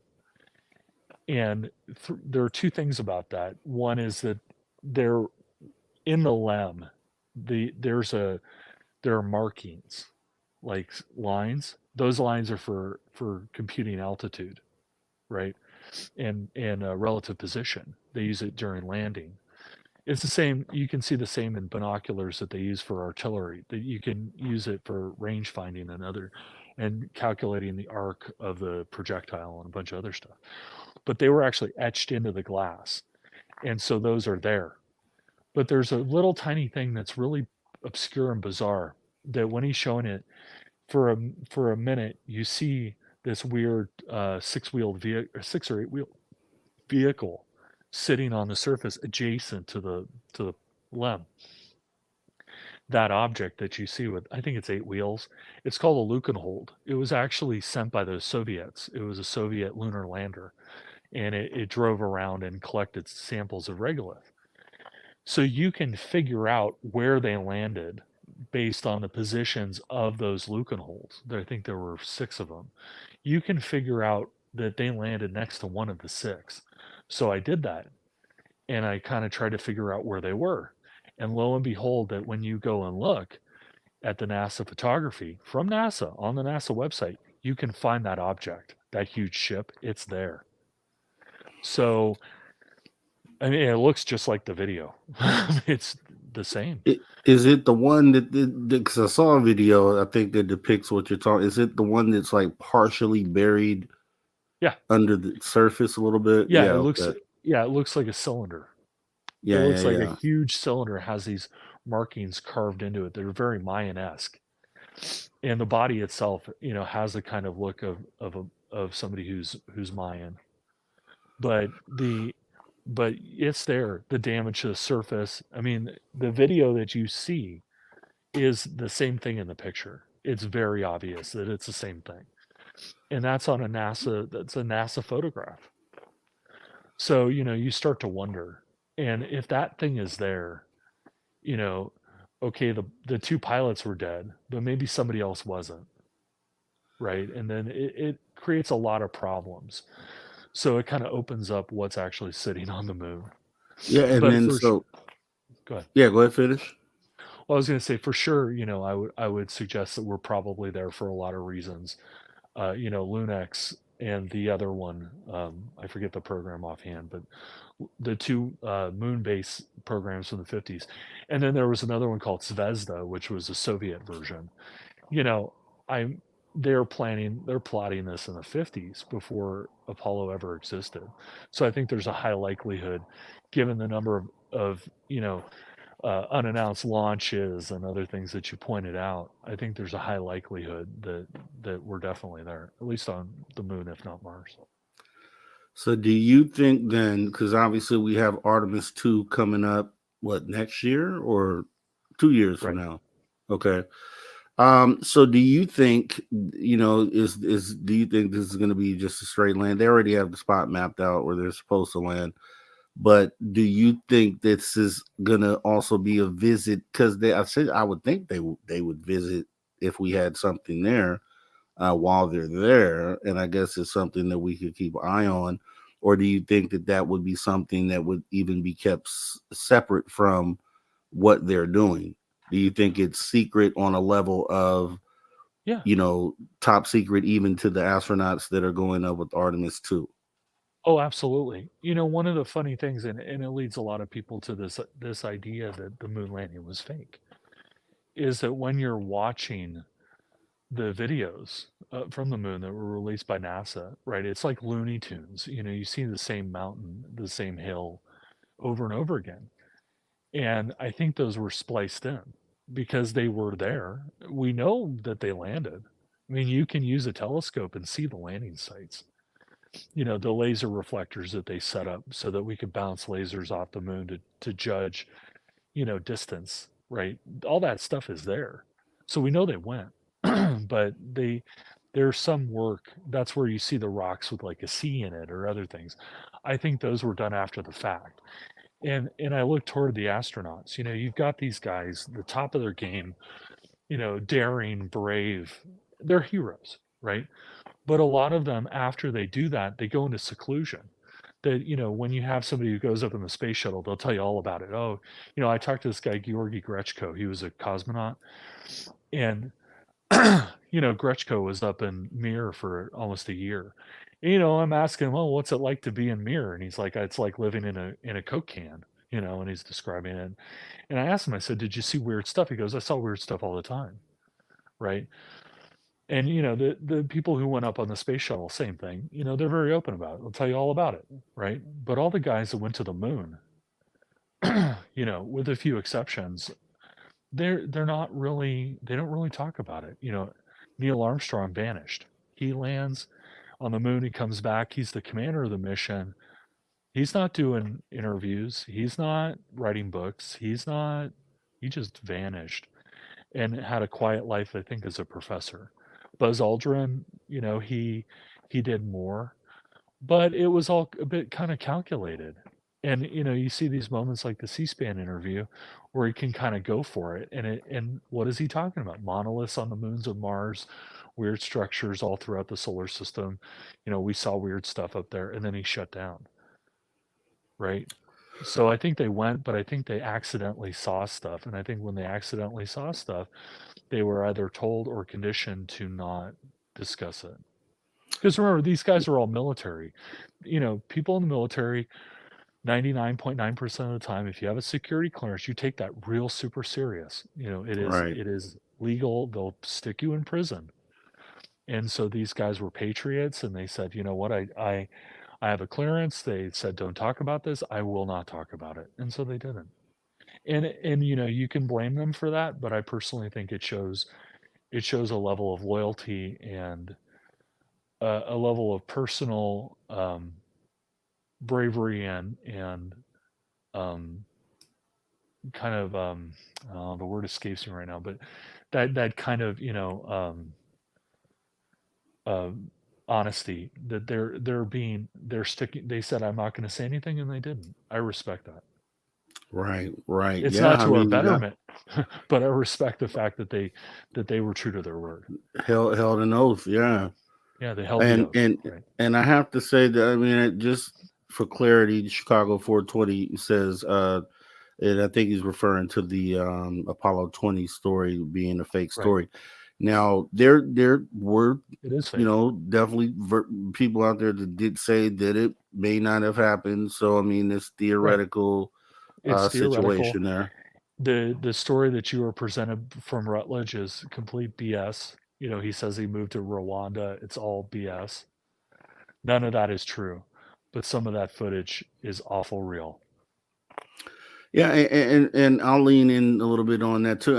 I always felt like it, and even because I watched a lot of videos on that, and they even in some videos try to say that even the body was not real. Right. But when you look at it and just thinking outside the box and letting evidence present itself middle right. of the road, there are characteristics about it that would be unexplainable, like the glazing on the skin, which wouldn't make sense for, like, if someone was going to fake it, why would they do that to they didn't have to add that characteristic. So I just don't see why. Right. The guy who supposedly faked it was a French performance artist, and he took full credit for faking it. But there's a lot of detail there, like etching that stuff into the glass. There's a tremendous amount of work that would go into it. And why put the Lukenhold? Nobody in Western Europe or America is going to recognize the Lukenhold unless you're really into this stuff, right? And the fact that I could use the position of the Lukenhold landings to roughly figure out where they were, and then I literally, the object that you see, the UFO mothership, the cylinder thing, right? It's there. It's in a NASA photo. If you look, you will find it. It is there. Okay, how'd they fake that? NASA would have to fake that in their own archive. There's also a lot of weirdness. Here's this momentous moment where we go to the moon and they erase the tapes. They lose them, they erase them. It's like, why would you do that? This is our country's history. This is something that as Americans, or humans even, we should all be very proud of. We went to another planet. Granted it was a moon, but hey, we escaped the atmosphere and we're daring and brave celestial enough. Body, yeah. Right. We went. It was there. Those guys risked everything. They could have exploded. Apollo 13, they almost died in orbit. There are at least a half dozen cosmonauts that died in orbit. The whole lost cosmonaut thing, trying to do it. The Soviets covered it up because that's just how they functioned back then. But it was a risky proposition. We should be very proud of it. And what did we do? We recorded over the tapes. Yeah, a very NASA thing to do. A very NASA thing to do. And I don't know. I don't think, I've and by the done. way, I don't think NASA did that. I know people who work for NASA, and they're the best people on the earth. They work so hard, and it's a good organization for the most part.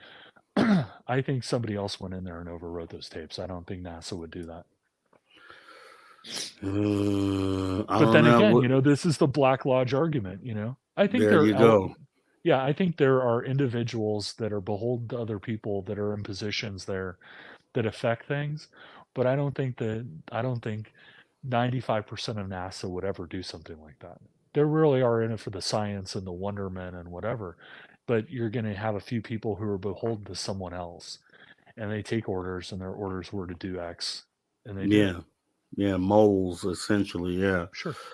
Definitely. Yeah, that makes total sense. I can go with that. Yeah. I've done a video on my own channel about the moon landing, and I just took a middle of the road approach and really didn't decide either way if they went or didn't. Just presented evidence, and with evidence, some of the evidence points to they definitely did it, but then there's a lot that points to they didn't do it. So I don't know. I Well, don't. Jay Weidner did a whole bunch of videos called Kubrick's Odyssey 1, 2, and 3, where he presents the idea that it was a back panel. And Yeah. the archives that sit in there that you can access, some of them may very well be faked, to cover things up. Because if you go down the Hoagland path, I've never seen anybody disprove the shard, things like the shard. And there's pretty decent evidence that the shard exists, and nobody's ever disproved that the shard exists, right? And the But if shard is a huge crystal tower of some kind that was on the moon, okay. and so if there is some sort of a structure and you catch it in the back of a picture, you're gonna you're gonna have some element somewhere that receives a phone call and says fix it, so they go fix it. Very interesting, Olav. Very interesting, man. God, I wish we had more time to talk, man. So we have 7 minutes. We do have a few questions here. Let's get these ones Sure. out the way here. We do have a question from T-Bone asking, was the radio's shoe called the Spaceman? No, it was called A View from Space, hosted by the spaceman Gary Bell. Okay. And you All can right. find the archives on the internet. And it is, some of the stuff that he does, you scratching your head saying, okay, Gary, I'm not, okay, spaceman, not so sure about this one, but there's some stuff in there that it's like, okay, this is interesting, but it's a commitment. It's a commitment to listen to. All right. We got Bim Jim here. Jim is asking, is the Black Lodge related to the black economy? I guess Richard Dolan did a video on this recently. I would say yes. If I understand the black economy the way I think I do, I would say yes, but I would also say no. The Black Lodge is going to use whatever tool they can, and shoveling around hidden money is a great way to accomplish what they need to do. Because remember, they're doing things through subversion and subterfuge, right? So, in order to get certain things done, they're going to have to pay people off. And to pay people off, you need money to appear. And you don't make money appear magically. Money is money, it's printed on a machine. So they're going to pay this person off using cash, gold, silver, titanium, whatever, diamonds, So there is going to be some element of an undersided economy where they're moving money around surreptitiously because they need to make sure that money's not traceable back to them. So I would say probably yeah. Okay. All right. We got President Zaddy asking, are you familiar with the Babylon Project at JPL, Jack Parsons, L. Ron Hubbard, and Alistair Crowley. Crowley. Crowley. So, yeah, it's the Babylon working.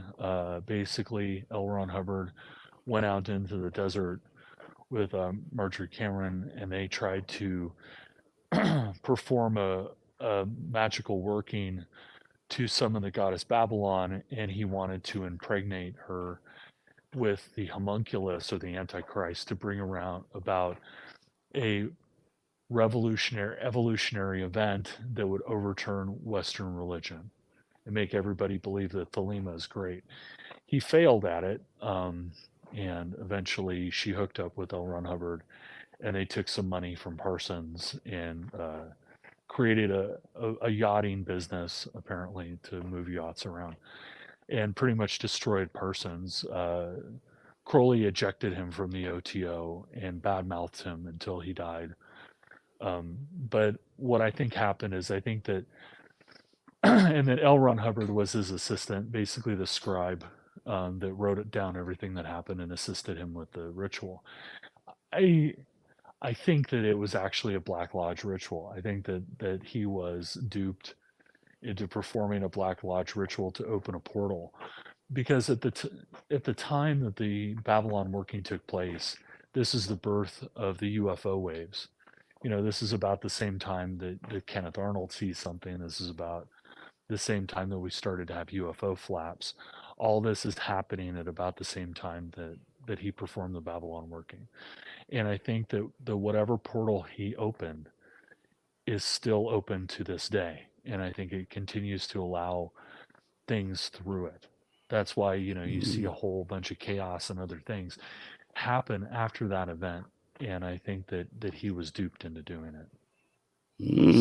Okay, interesting. Definitely. We can get into that another time.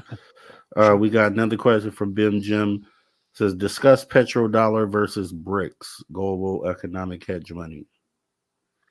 So the petrodollar is, I'm not an economist, but the petrodollar is a dollar. I think he's after a dollar being derived from the value of oil. And there's been a fight for many years of what is the standard that you use to pay for oil. And that is commonly, well, right now the standard is the US dollar, but there's some discussion about making it the euro, or actually taking gold and using that as a standard payment for oil. And so to do that, to change it would adversely affect us economically. But he's dead now, but if you're really interested in that kind of stuff, I would also look at Collapse by Michael Rupert. There's a video called Collapse, and there's a lot of discussion about like peak oil, that the manipulation of the petrodollar is part of peak oil, and the prognostications of when peak oil would occur and the effects of peak oil, I think they're late, but I think we're starting to see it. When I was in college, I was paying 99 cents a gallon. Now, it's $4.29.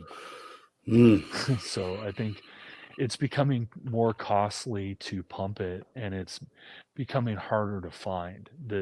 That's why you see the whole, fracking and shale oil. This is not, the high grade crude that they're pumping out of the North Sea or the Middle East. That they can still pump insane amounts of oil, but I think that there's an argument I heard that it's been quite some time since they really found a big new oil reserve. That most of the sites that they've been pumping for 20 years. All right, and let's get in. Last question here from Lightwalkers. Hello, Olav. Explain the White Lodge in opposition to the Black Lodge. Thank you.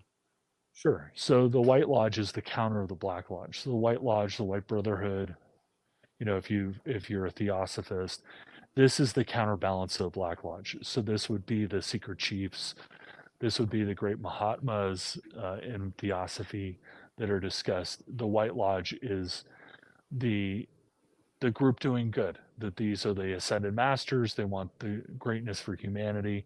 They want us to go out to the stars and see, and camp out in in nebulae and go to other planets and to ascend and to be the best we could possibly be. That's what the White Lodge is. The Black Lodge is the counter. They want to oppress us both physically and spiritually. They want to keep us down. They want to keep us, slaves to your debt. They want us to be workers producing products and beholden to them for spiritual guidance as well as economic guidance and educational guidance. They just want to oppress us. So the White Lodge is the counter to that. All right, all right. Well, Olav, you've been totally awesome, man, and totally glad we got to connect and hook up here. Absolutely. I got to get you on the schedule. Got to get you back, and we can just get into some more stuff here. Absolutely. No, it was a lot of fun. Great show. Yeah, it was. It sure was. Can you tell everybody where they can find you? Well, I wrote a book called "The Secrets of the Black Lodge Revealed." The Secrets of the Real Black Lodge Revealed. It's on Amazon. You can go buy it. If you want the secret space program stuff, I wrote a book called "The Secret Space Age," published by Adventures Unlimited. That's on Amazon as well. That gets into the secret space program and the motive behind it, what it's actually really about. It's based on something called Alternative 3. That's probably its own show by itself. But it has the pictures that I was talking about of the facility. I call it the facility on Mars, and a whole bunch of other interesting stuff, patents. There's a discussion about geoengineering, how they actually did it. And there's some really interesting stuff in there about geoengineering. If you're interested in chemtrails and all that. Awesome. Everybody go get these books. I'm going to definitely be picking them up as well. And we will do this soon again, Olav. Once again, totally fun having you. I do appreciate you coming through today. Yeah. And one last thing. I do have a podcast. It's called The Enigma Hour with Captain Tiki and Captain Dave. It's on all kinds of podcast distribution things. But definitely check it out. We do a lot of discussion about weird Tuolumne County and Bigfoot and UFOs and the Black Lodge and all kinds of stuff. Awesome. So definitely check it out. Yeah, check Olav out, man. It seems like a really cool dude. Glad we met today. Now, what we're going to do is go ahead and pause for the cause with the last break of the night as we get ready to jump into hour 3, the third and final hour, only on Spaced Out Radio. Olav, you have a great rest of your night, man. I appreciate you once again. Yeah, you too. And thanks again for having me on. The listeners on Spaced Out Radio are fantastic. And I always love doing Spaced Out Radio. So awesome. You have a good one. Take care. You too. Bye. All right, guys. I'll be right back. Give me 5 minutes. I'll be right back.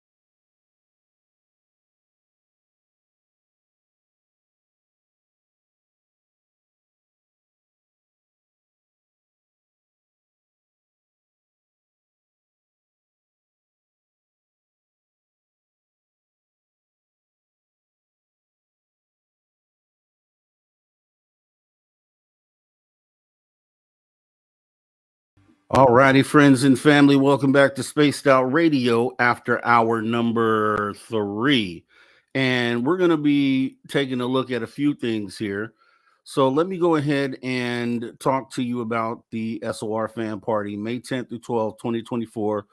The itinerary goes as follows. Friday is going to be Jessica, myself, and then Dave doing a live show that day in Reno, live in effect for you to watch, hosting 1 hour each. After we get done with that, we're going to kick right over into the VIP party. Saturday, we're going to do the ghost hunt with Merle. Saturday night, we're going to do the UFO Skywatch with Melinda Leslie. And if you're still there Sunday, which I hope you are, we're going to have a free-for-all hangout.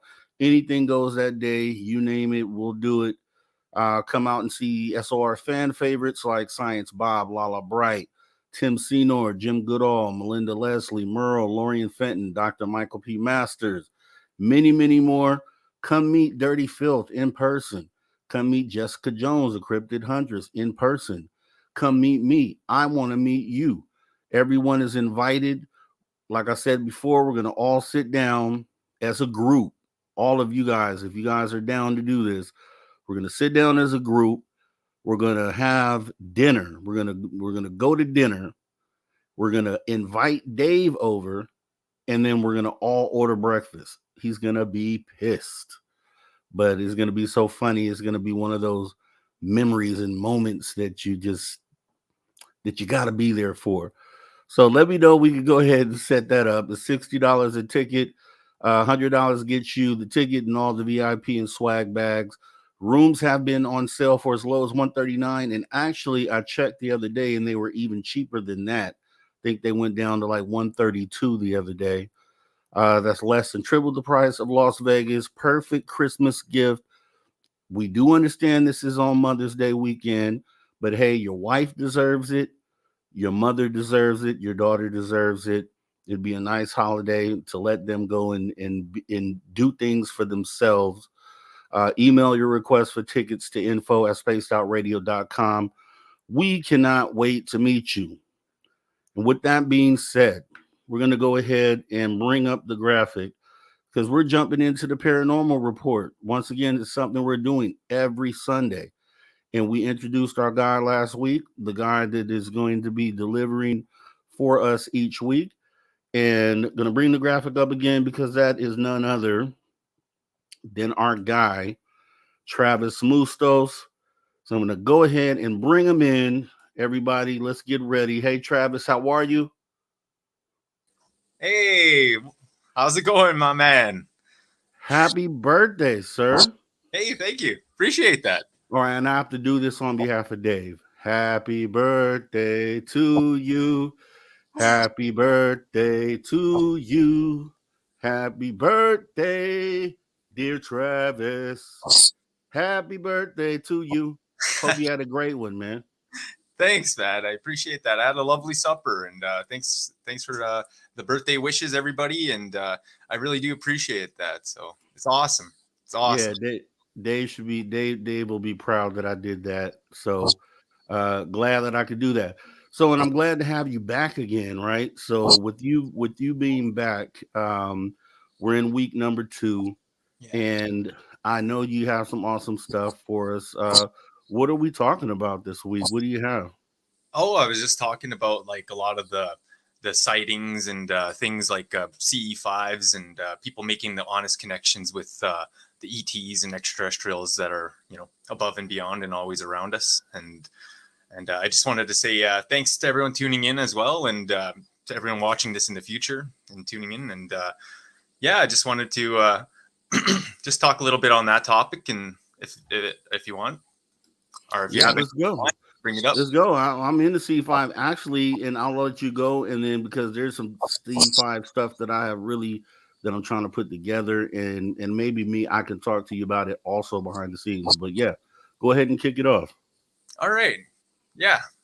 These honest connections that people have been feeling inclined to do is just a natural part of their, I should just say, the connection to the universe that really wants to speak back out to them, right? And make that honest understanding and building on that grounding, that foundation of a universal being. And I should say that. And when people are making these connections, they're getting like all sorts of things. Like you'll get the orbs, or you'll get the ships flying by, and people usually tend to make that connection during those moments that you say that there's like a feeling that they get, a sensation.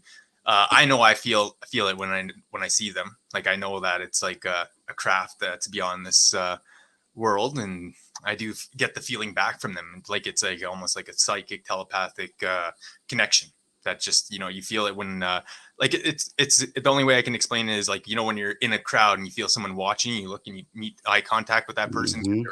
Yeah, it's just that kind of like same kind of sense, and you feel it from the ship up there going by, and it's almost like these connections to the universe, or like I said, it's like it's reaching out back and kind of giving that clarification that you are making those connections, and that's what starts it off. And then you start to have dreams and all sorts of interesting, I should say, avenues of knowledge and things that come around from that, right? So it's to me, it's like almost like they're upgrading our vibrational frequency and allowing us to allow these new avenues of growth in our lives that are much needed, I should say. Awesome. That is very awesome. And I've talked to people who say that they've had that experience, and going forward in future sightings, they will be inside the house. They'll have this feeling, and they know immediately that if they go outside right at that moment and look up, they're going to see something. Like they can feel the energy of it in the area, which is awesome. And what I wanted to say with that is, I was talking recently, I think we even talked about it yesterday, but I'm trying to put together. So this is, I've actually, and I'm going to expand on this, but we were talking about catastrophic disclosure versus controlled disclosure, the whole conversation that's going on right now. And I came up with something in relation to maybe gathering a group of CE5 specialists to see, like some of the best people who get it every time and are able to bring these things in, and maybe do some sort of public event where we can potentially summon something live for everyone to see, you know what I mean, and kind of help bring in disclosure. So those are like the bare bones of what I want to do, but I've since kind of built on that, and I think we're going to do something bigger than that. But yeah, so I don't know. What do you think about that? Are you? I don't know if you're able to see five. Are you able to see five yourself? Yeah. Yes. Okay. Many times. That's why I want to talk to you behind the scenes then. Okay. Yeah. I have footage, I have, so that's awesome. I have that as well. I was actually going to show you all a video if you wanted to see that. Yeah, you can do that. Definitely. And so let me ask you this. And we're going to see the videos, but do you think the theory that I'm working with, do you think that is something that potentially would be successful to have a group, like including yourself, if we can do it, to have a live situation where we sit and try to channel and summon these things live for everyone to see? It can be done. That's plausible. Okay. All right. Yeah, well, that's the one I want to know. So I'm at the base level of this, so we'll talk more offline about it. But yeah, let's go ahead and check out some of these videos. Oh, okay. Yeah, sure. So this was, I'll show you one of my older, let me just try to, more here. I got to go to my camera and switch that around. No problem here.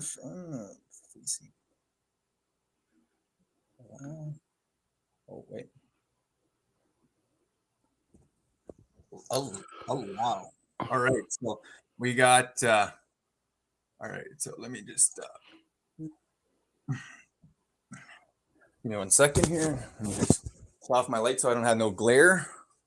Perfect. Let me make you larger here. Perfect. Thank you. So I had this during my CE5. This is a session in May 2021, May 22nd, 2021. And we had this orb that was flying around my area. Hold on, let me just So I zoom. There's the moon, right? The moon's there. Yeah. And then I zoom into it. It's flying by.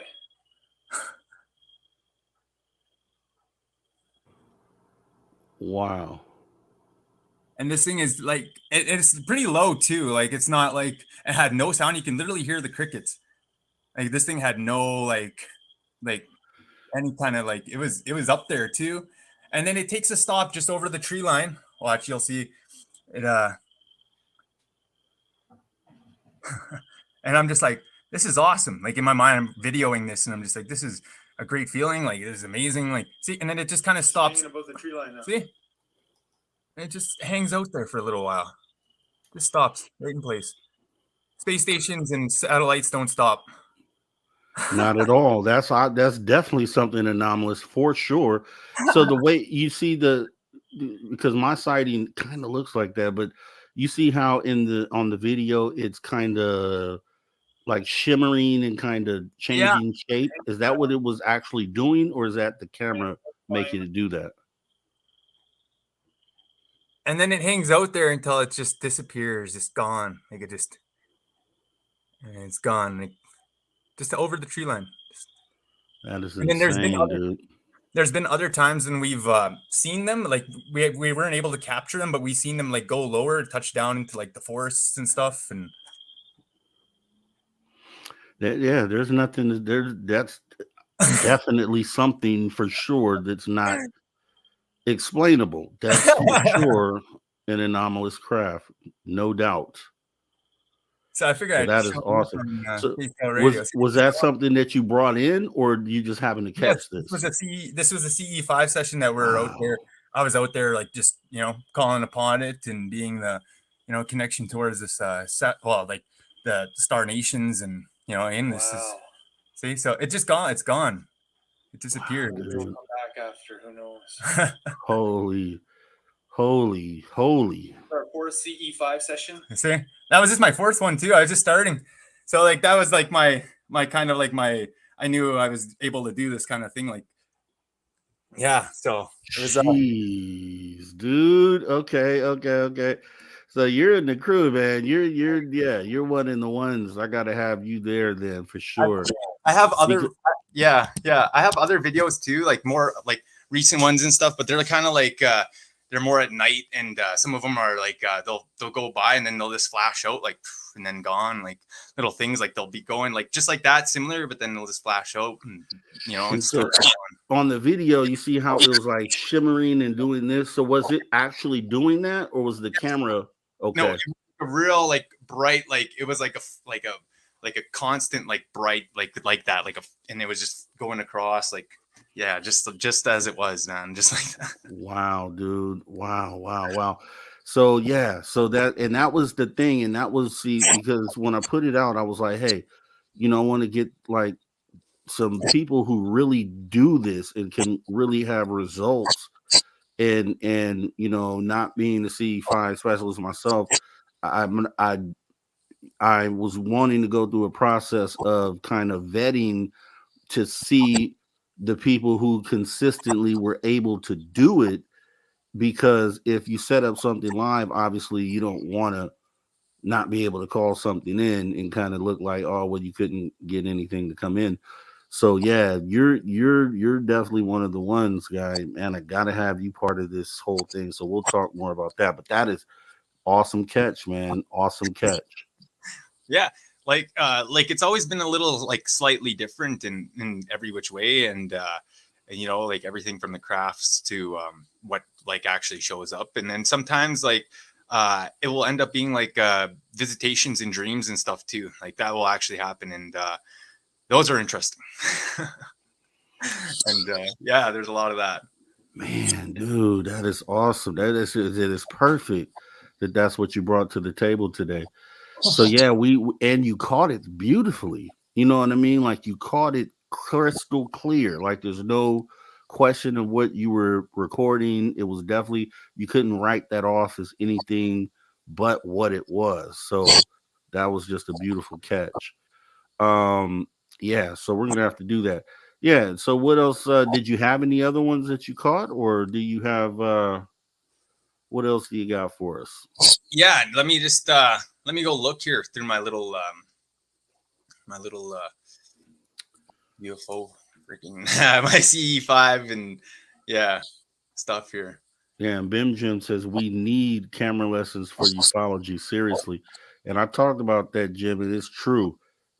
You should at least know the basics of how to catch it cleanly.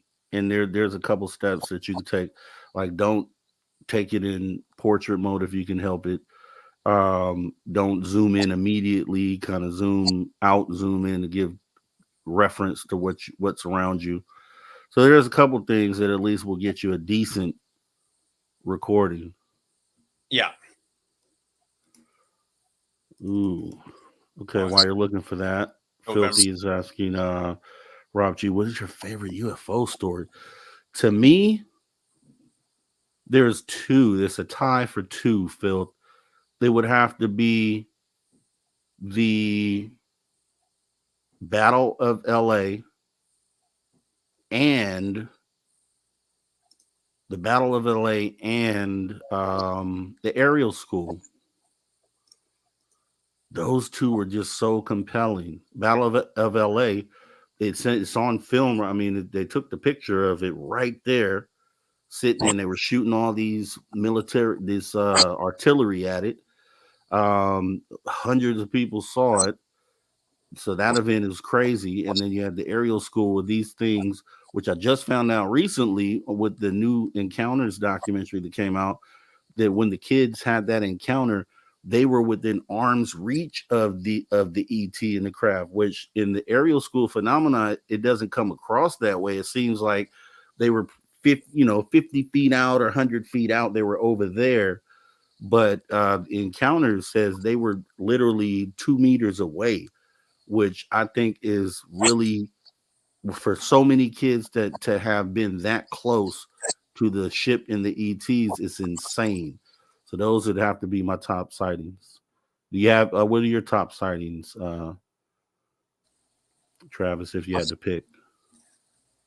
Oh, there's just so many ones that have been been popping up lately, and like just some of the videos that I've been just seeing and stuff have just been getting really good. Yeah, like CE5 though, like where they're calling upon craft and stuff, was the dude who was on the news one time, and he's like, I have the power to call UFOs, and then he is just like praying out loud. He's like, I pray for you to come and show yourselves right now to help, and then sure enough they did. They had a UFO come fly, like the news crew filmed it and everything. It was a live interview. Yeah, it was like so cool. And that was probably one of my favorite kind, yeah. I miss that. I have to go and look for that. There was one that I'll say, and I'm not going to name the show, but it was premiered on a other podcast, and this guy was using a psionics camera, which I recommend everybody get if you can afford to get one. But this guy was a trucker, and by me giving the details, some people might know what I'm talking about. But this guy was a on the road trucker and happened to stop at a rest stop, and it was pitch black dark. He was right next to the freeway, and he caught these lights. It was like probably 10 of them. They were dim red lights, and he could not see them with the naked eye, but he could see them through the psionics camera, and they were moving, and one would move up, and then it would illuminate really bright and stay bright and then get dark, and then it would move, and then all these other little red ones were moving around, and there was one that lit up and kind of went down to the ground. And I showed a lot of people that footage, and because I'm thinking it's real, but apparently I don't know if it ended up being authentic or not, because the guy was a film producer, and so I was wondering why it didn't make the news. It was so epic of a display. But I don't want to say the podcast name, but maybe I can show it one day. I don't know. We'll have to see. But I was blown away.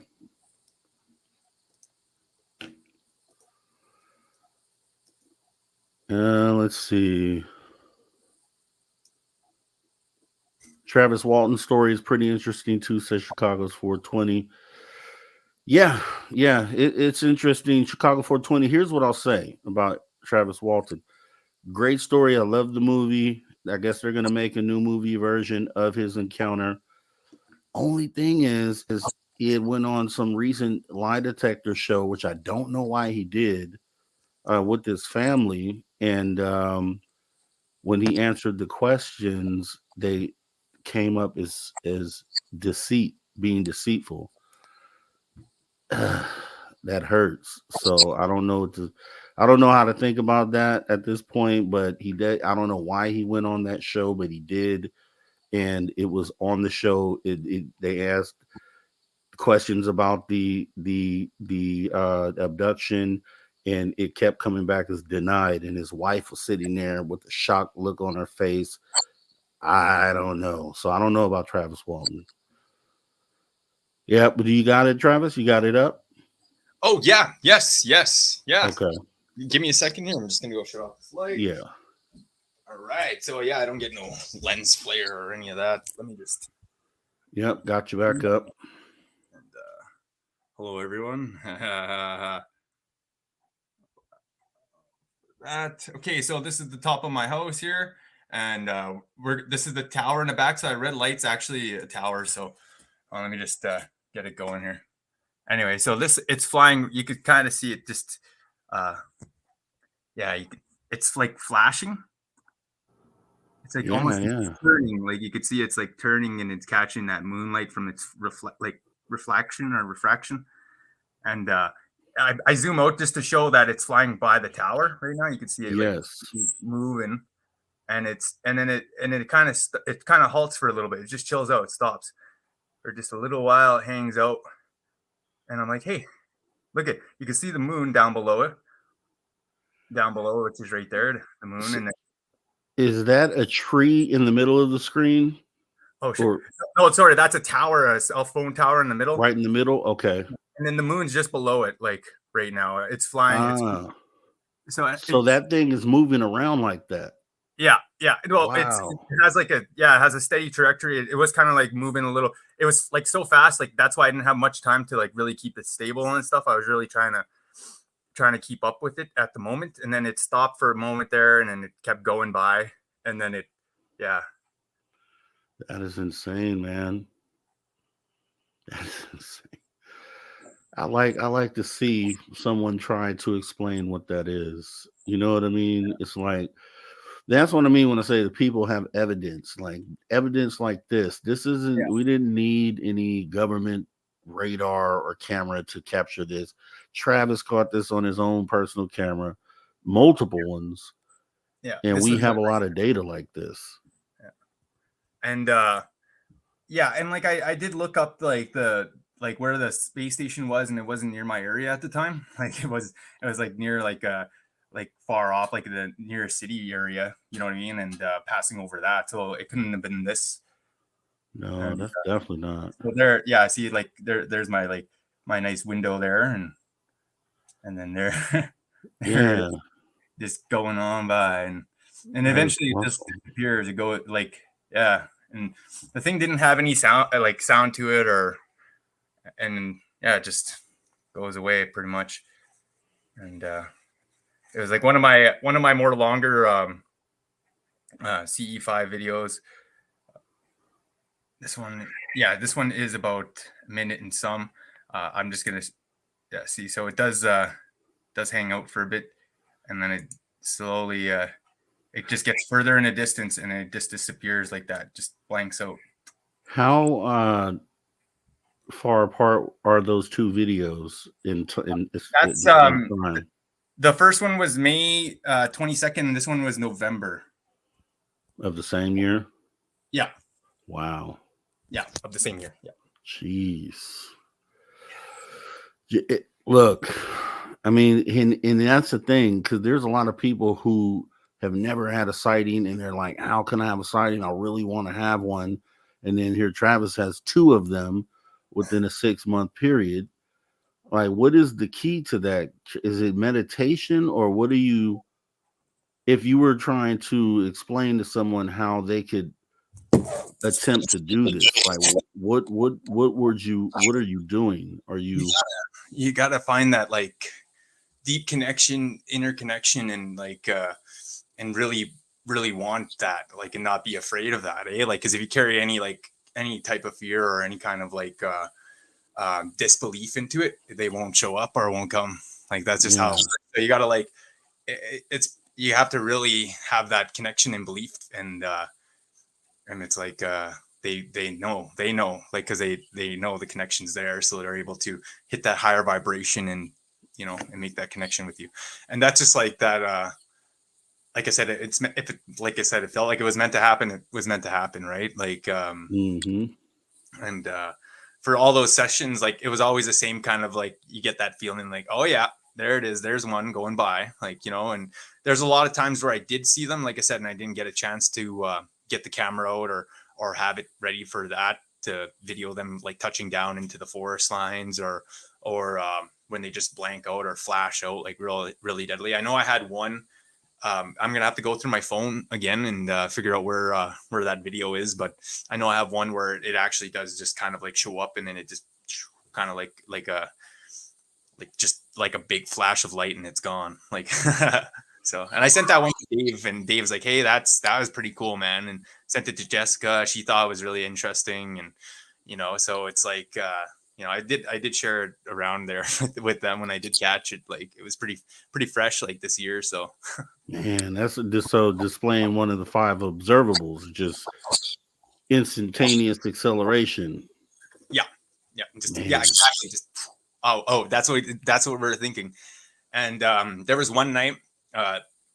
It was during the summer. It was like June, like around June, and there was another person with us, and we were counting them out. Like, it was like they're coming out of a portal. There was like we were counting out like 50 of them by the end of the night. They were just like 1, 2, and they're like flying in like little like kind of like a top down pattern. And it wasn't like it wasn't the Elon Musk satellites or any of that, because that wasn't around at the time. And then but these things were coming out like one after another, like really slowly, and like but they were like, we were counting them out. Like, whoa, what's that? Like, we just kept counting it out. And yeah, it was like I said, there were just ships like portaling into the 50.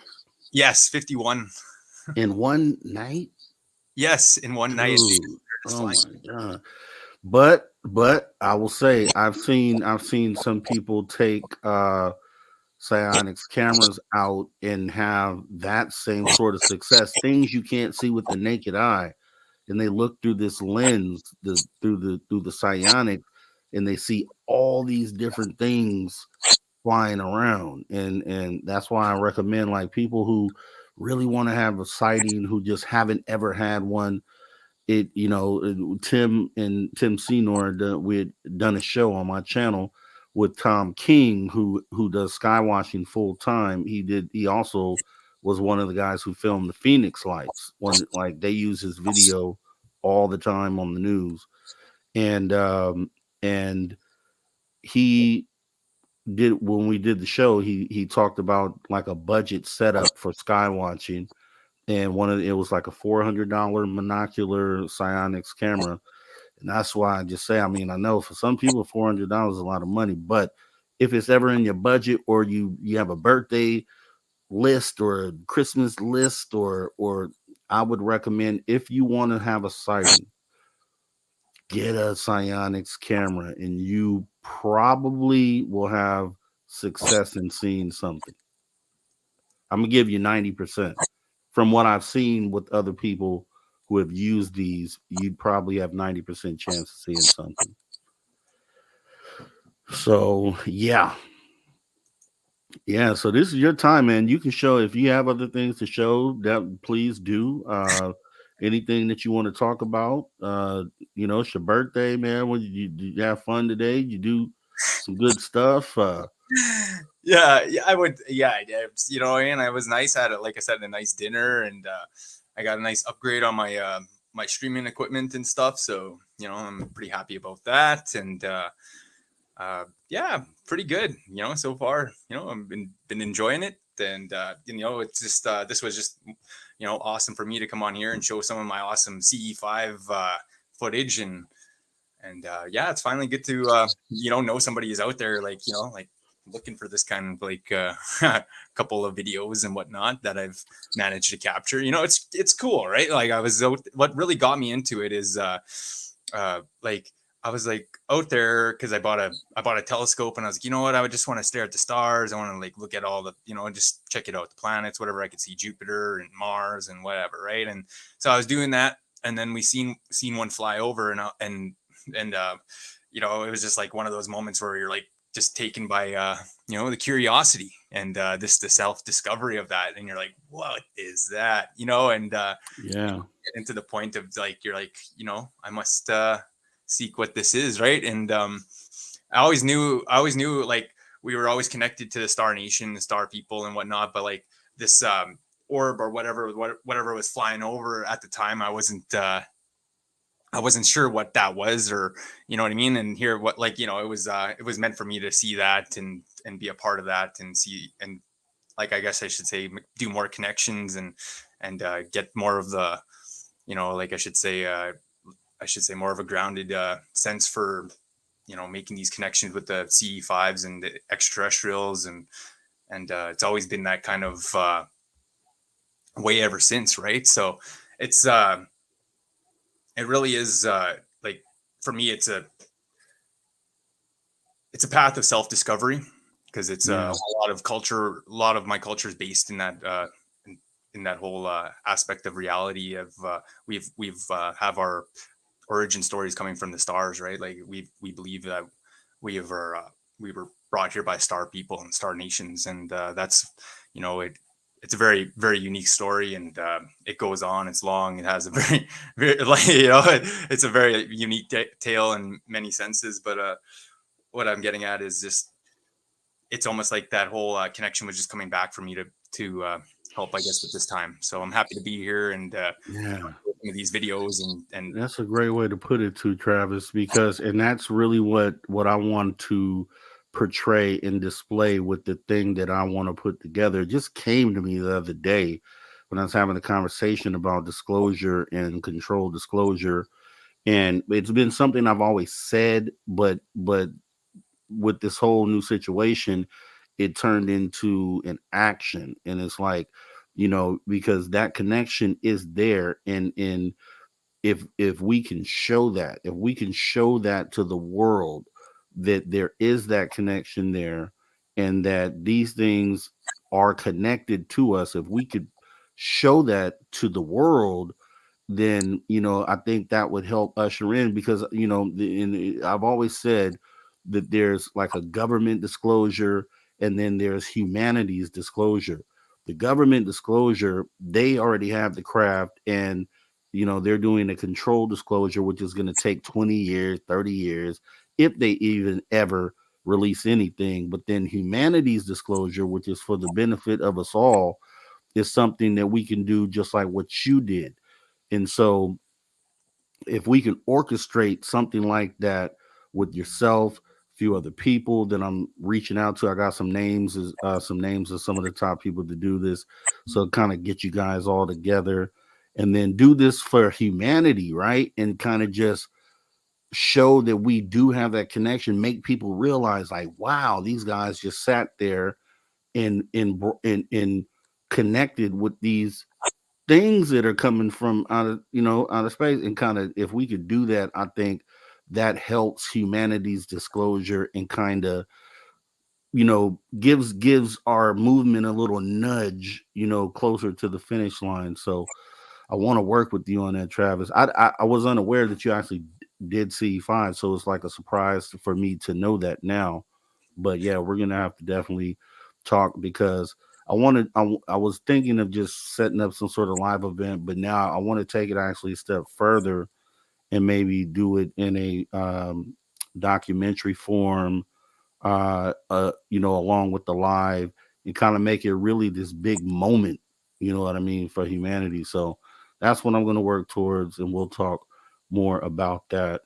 But with that being said, I don't want to hold you all night. This is your birthday. I want you to definitely enjoy that. I do appreciate you coming in and sharing those awesome videos. And it was meant for you to do that, man. Like it was really the stars aligned literally for this conversation to take place today. So thanks for giving us your time on your birthday, man. Enjoy the rest of your birthday. Everybody in the chat said happy birthday. And yeah, and we'll be looking forward to seeing you next week. Oh, yes. All right. Take care, everybody. Until next time. All right, Travis, take care. Thank Yes. you. Bye. All right, guys. Awesome stuff, man. Travis Mustos spent time with us on his birthday, man. It was awesome. Showed us some CE5 stuff. And what I'm going to show you is some stuff from the Spaced Out Radio store. Because guess what? We have Rob G Alien Head t-shirts in the store. Let's go ahead and get some ordered.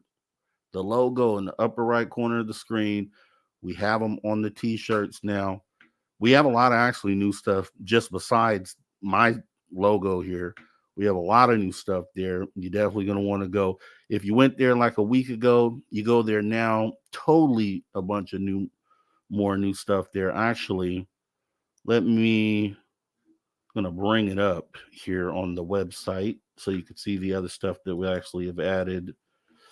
If you give me just a moment here, we only have about 10, 15 minutes left in the show. And I think it's been awesome today. Let's check out the shop. Let me share this page with you guys.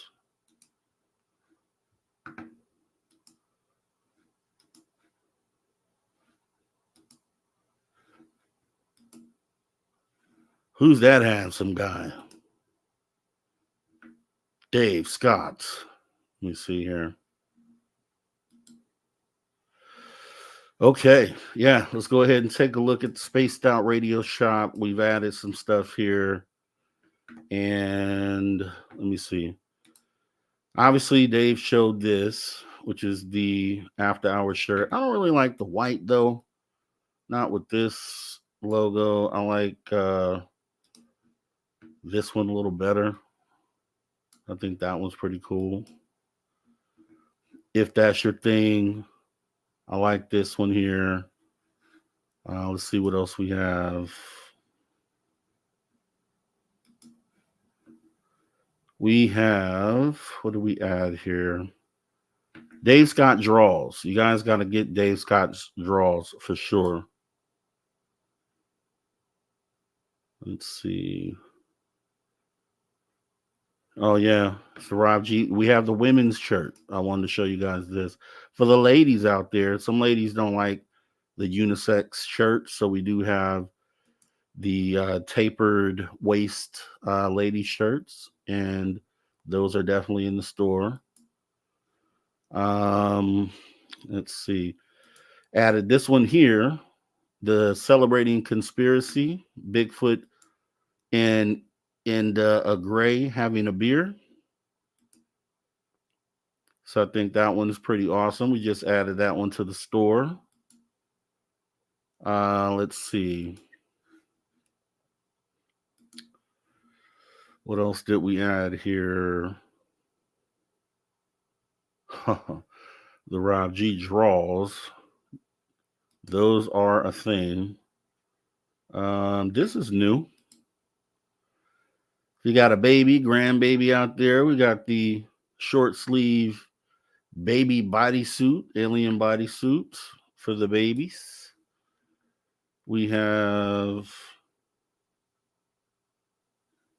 I like those Spaced Out Radio socks. I really do.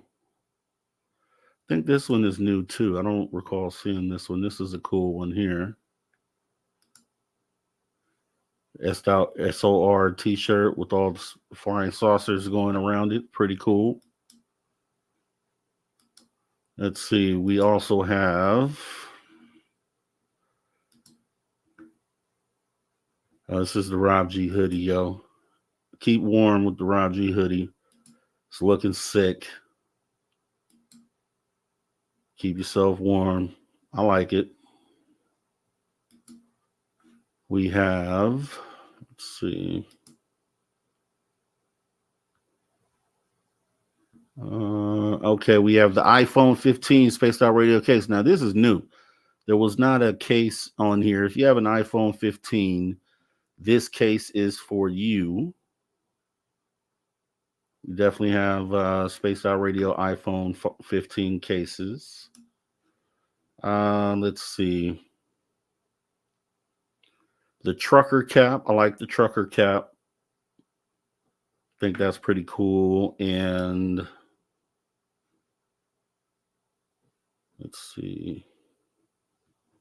Okay, and this is the other new item. The Ouija. Was it the planchette? Yes or no planchette?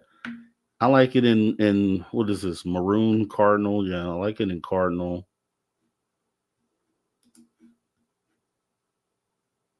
Actually, it's good in yellow too. So yeah, a lot of new stuff, and we're still adding stuff to the SOR stores. So man, never been a better time to go ahead and pick up some new gear to represent SOR and show your love. Let's go ahead and stop that there.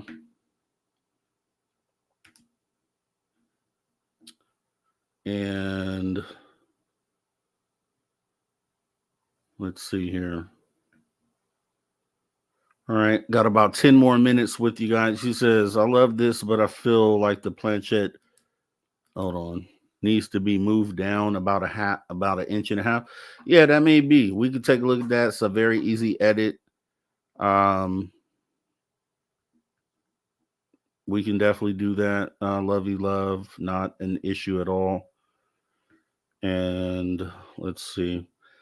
Yeah, so some good stuff there. Let's go ahead and talk about the actually watch the commercial for the trip. The planchette is the Simon, the thing you put your hand on and it moves around by itself to all the letters and says yes or no. That's a planchette. Stay away from Ouija boards though, by the way. Don't even go close to a Ouija board. But you could rock the shirt. Let's see. Did Dave say that, Lightwalkers? That's what Dave said Thursday night. We would be lucky to wear them on. Oh, God. Did Dave say that? I'll have to edit that. Dave. Yeah, so it's an awesome show today, man. I really, Olav Phillips, really, I wanted to hear about the Black Lodge, and he definitely, yeah, we do. We need one of those, Zaddy, for sure. Issue is, I don't think the store has those. So what we have to do is, I've done these before, and I had to do them like off site and then have them put on there. And that's probably what we're going to do. With probably the Rob G alien head or something like that. Simon, yes, that is a yes.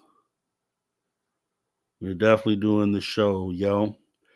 And we might talk about the Black Lodge over there. As far as what we've learned, I think we learned a lot tonight about that, and just like I was saying to Olav, I mean, we always had an idea of what that was, but we didn't have a name for it. You know what I mean? So we kind of learned tonight that it's exactly what we knew about this mysterious group, that we figured was there and had a hand in a lot of the things that we talked about today. So maybe we'll continue that conversation on the call-in show. SOR dog coats. You have to look through. They have a lot of different things like rugs. I mean, there's a lot of things that we can definitely set up. And it just really depends on what their inventory is what can be created. But they have a long list of things. So we'll look at that for sure. I'll write that down and talk to Dave. Also, so I put out a request on Facebook, and I really appreciate you guys responding to that about the CE5 specialists and channelers. You guys gave Susan Alloway gave me a good connection, so I was able to connect with one person there. And now Travis, knowing that Travis is involved with CE5, because I'm trying to do something big with that, and you know, so it actually might be something that makes a mark. Going to talk to some people that I know that are doing film and put together documentaries, things of that nature, to see if it's feasible, if it's something that we can do. Maybe do like a look into some options on getting it funded, because I think it would be, if it can be pulled off in the way that I'm envisioning this, I think this would be like an epic moment in this push, in this stalemate that we're in as far as disclosure goes. I really feel like this could be something that turns the tides and unlocks that truth, kind of pushes everything over the edge. I think this could be the thing to do it. Then there's no one else that's considering organizing anything along these lines. Like I always say, it's up to humanity to get disclosure, but then people agree, but then people just sit around and don't do anything. Like, yeah, I understand we all need to do it, but we're just gonna hang out and not really do.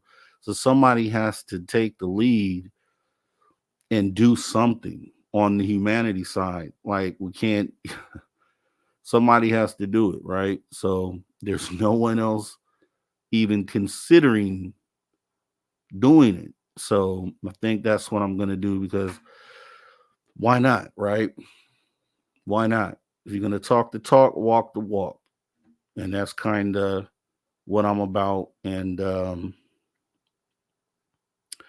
yeah, see, Brown Dwarf. So I'm gonna talk to you too, because I'm an hour from LA, and maybe that's where we can do. Yeah, more than welcome. Okay. Yeah, yeah, yeah. Okay, Brown Dwarf. Yeah, yeah. Okay. I'm gonna have to definitely do that. Ooh, Demi Lovato. That's my. How you know? How you know, Zaddy? How you know? How you know? Demi is my girl. Said he got Demi Lovato number, man. Yeah, Demi, that's my girl, man. Yeah, yeah, yeah, yeah. Wrote a song about it. Like to hear it. Here it go.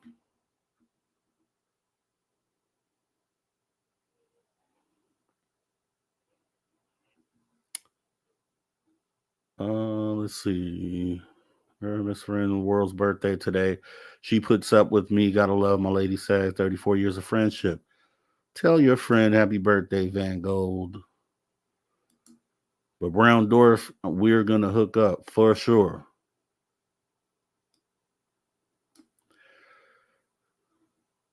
Hey. It's all good, man. It's California, man.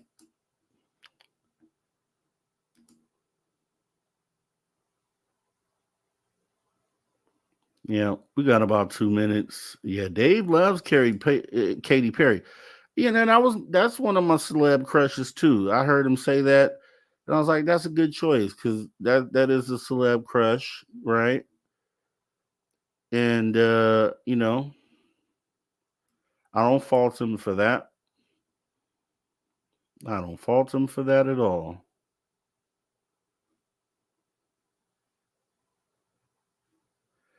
Yeah, so you're gonna make her believe aliens have been to Earth one day, huh? She does. Well, wait till she sees this CE5 thing that's gonna happen. Like we're gonna, you know, I know that groups get together and do this, but no one's taking it to this next level. Celeb crush, I'm gonna look you dead in the camera and say Beyonce. Okay. And my girl knows that. Oh, that's funny. All right. Before we get out of here, let me go ahead and play the commercials, because that's what they're for. And it's very important that we play these. And they're going to be, the commercials that go in our breaks. The goal is going to be to get rid of those and then replace those with the actual commercials that we're putting together. So we still have like 7 or 8 more commercials that we're working on. They're going to fill those gaps, and we're going to remove those and then put these in. So, but for the meantime, since it's important for us to play these, I'm going to play these before we get up out of here. And I hope you guys enjoyed the show, but here we go. Guess what? We do not have ugly swag. We have spaced out radio gear that you're going to want to wear. Why? Because no one wants to wear ugly clothing. So head on over to spacedoutradio.com and go shopping today. You'll be glad you did. And it's a great way to support our show. Once you get your gear, send us a picture of you rocking out in your SOR swag. spacedoutradio.com. Shop there today and make yourself look good.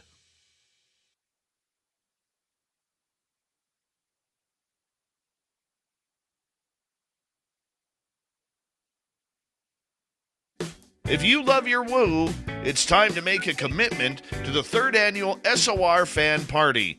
This time, we're heading to Reno, Nevada and the Silver Legacy Casino and Resort, May 10th through 12th, 2024. Tickets are $60 or $100 for VIP. With that, you get a free radio show. You get to hang out with celebrity guests from Spaced Out Radio, including our team, who are coming to hang out with you. You get to meet the entire team, like Science Bob, Merle, Melinda Leslie, Geraldine Orozco, and more.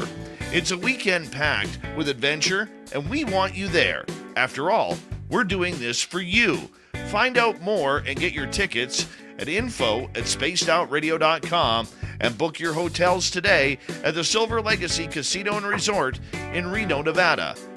Come join us for the SOR Fan Party, May 10th through 12th, 2024. All right. So as we prepare to bring the show to a close, I want to thank you all for joining us.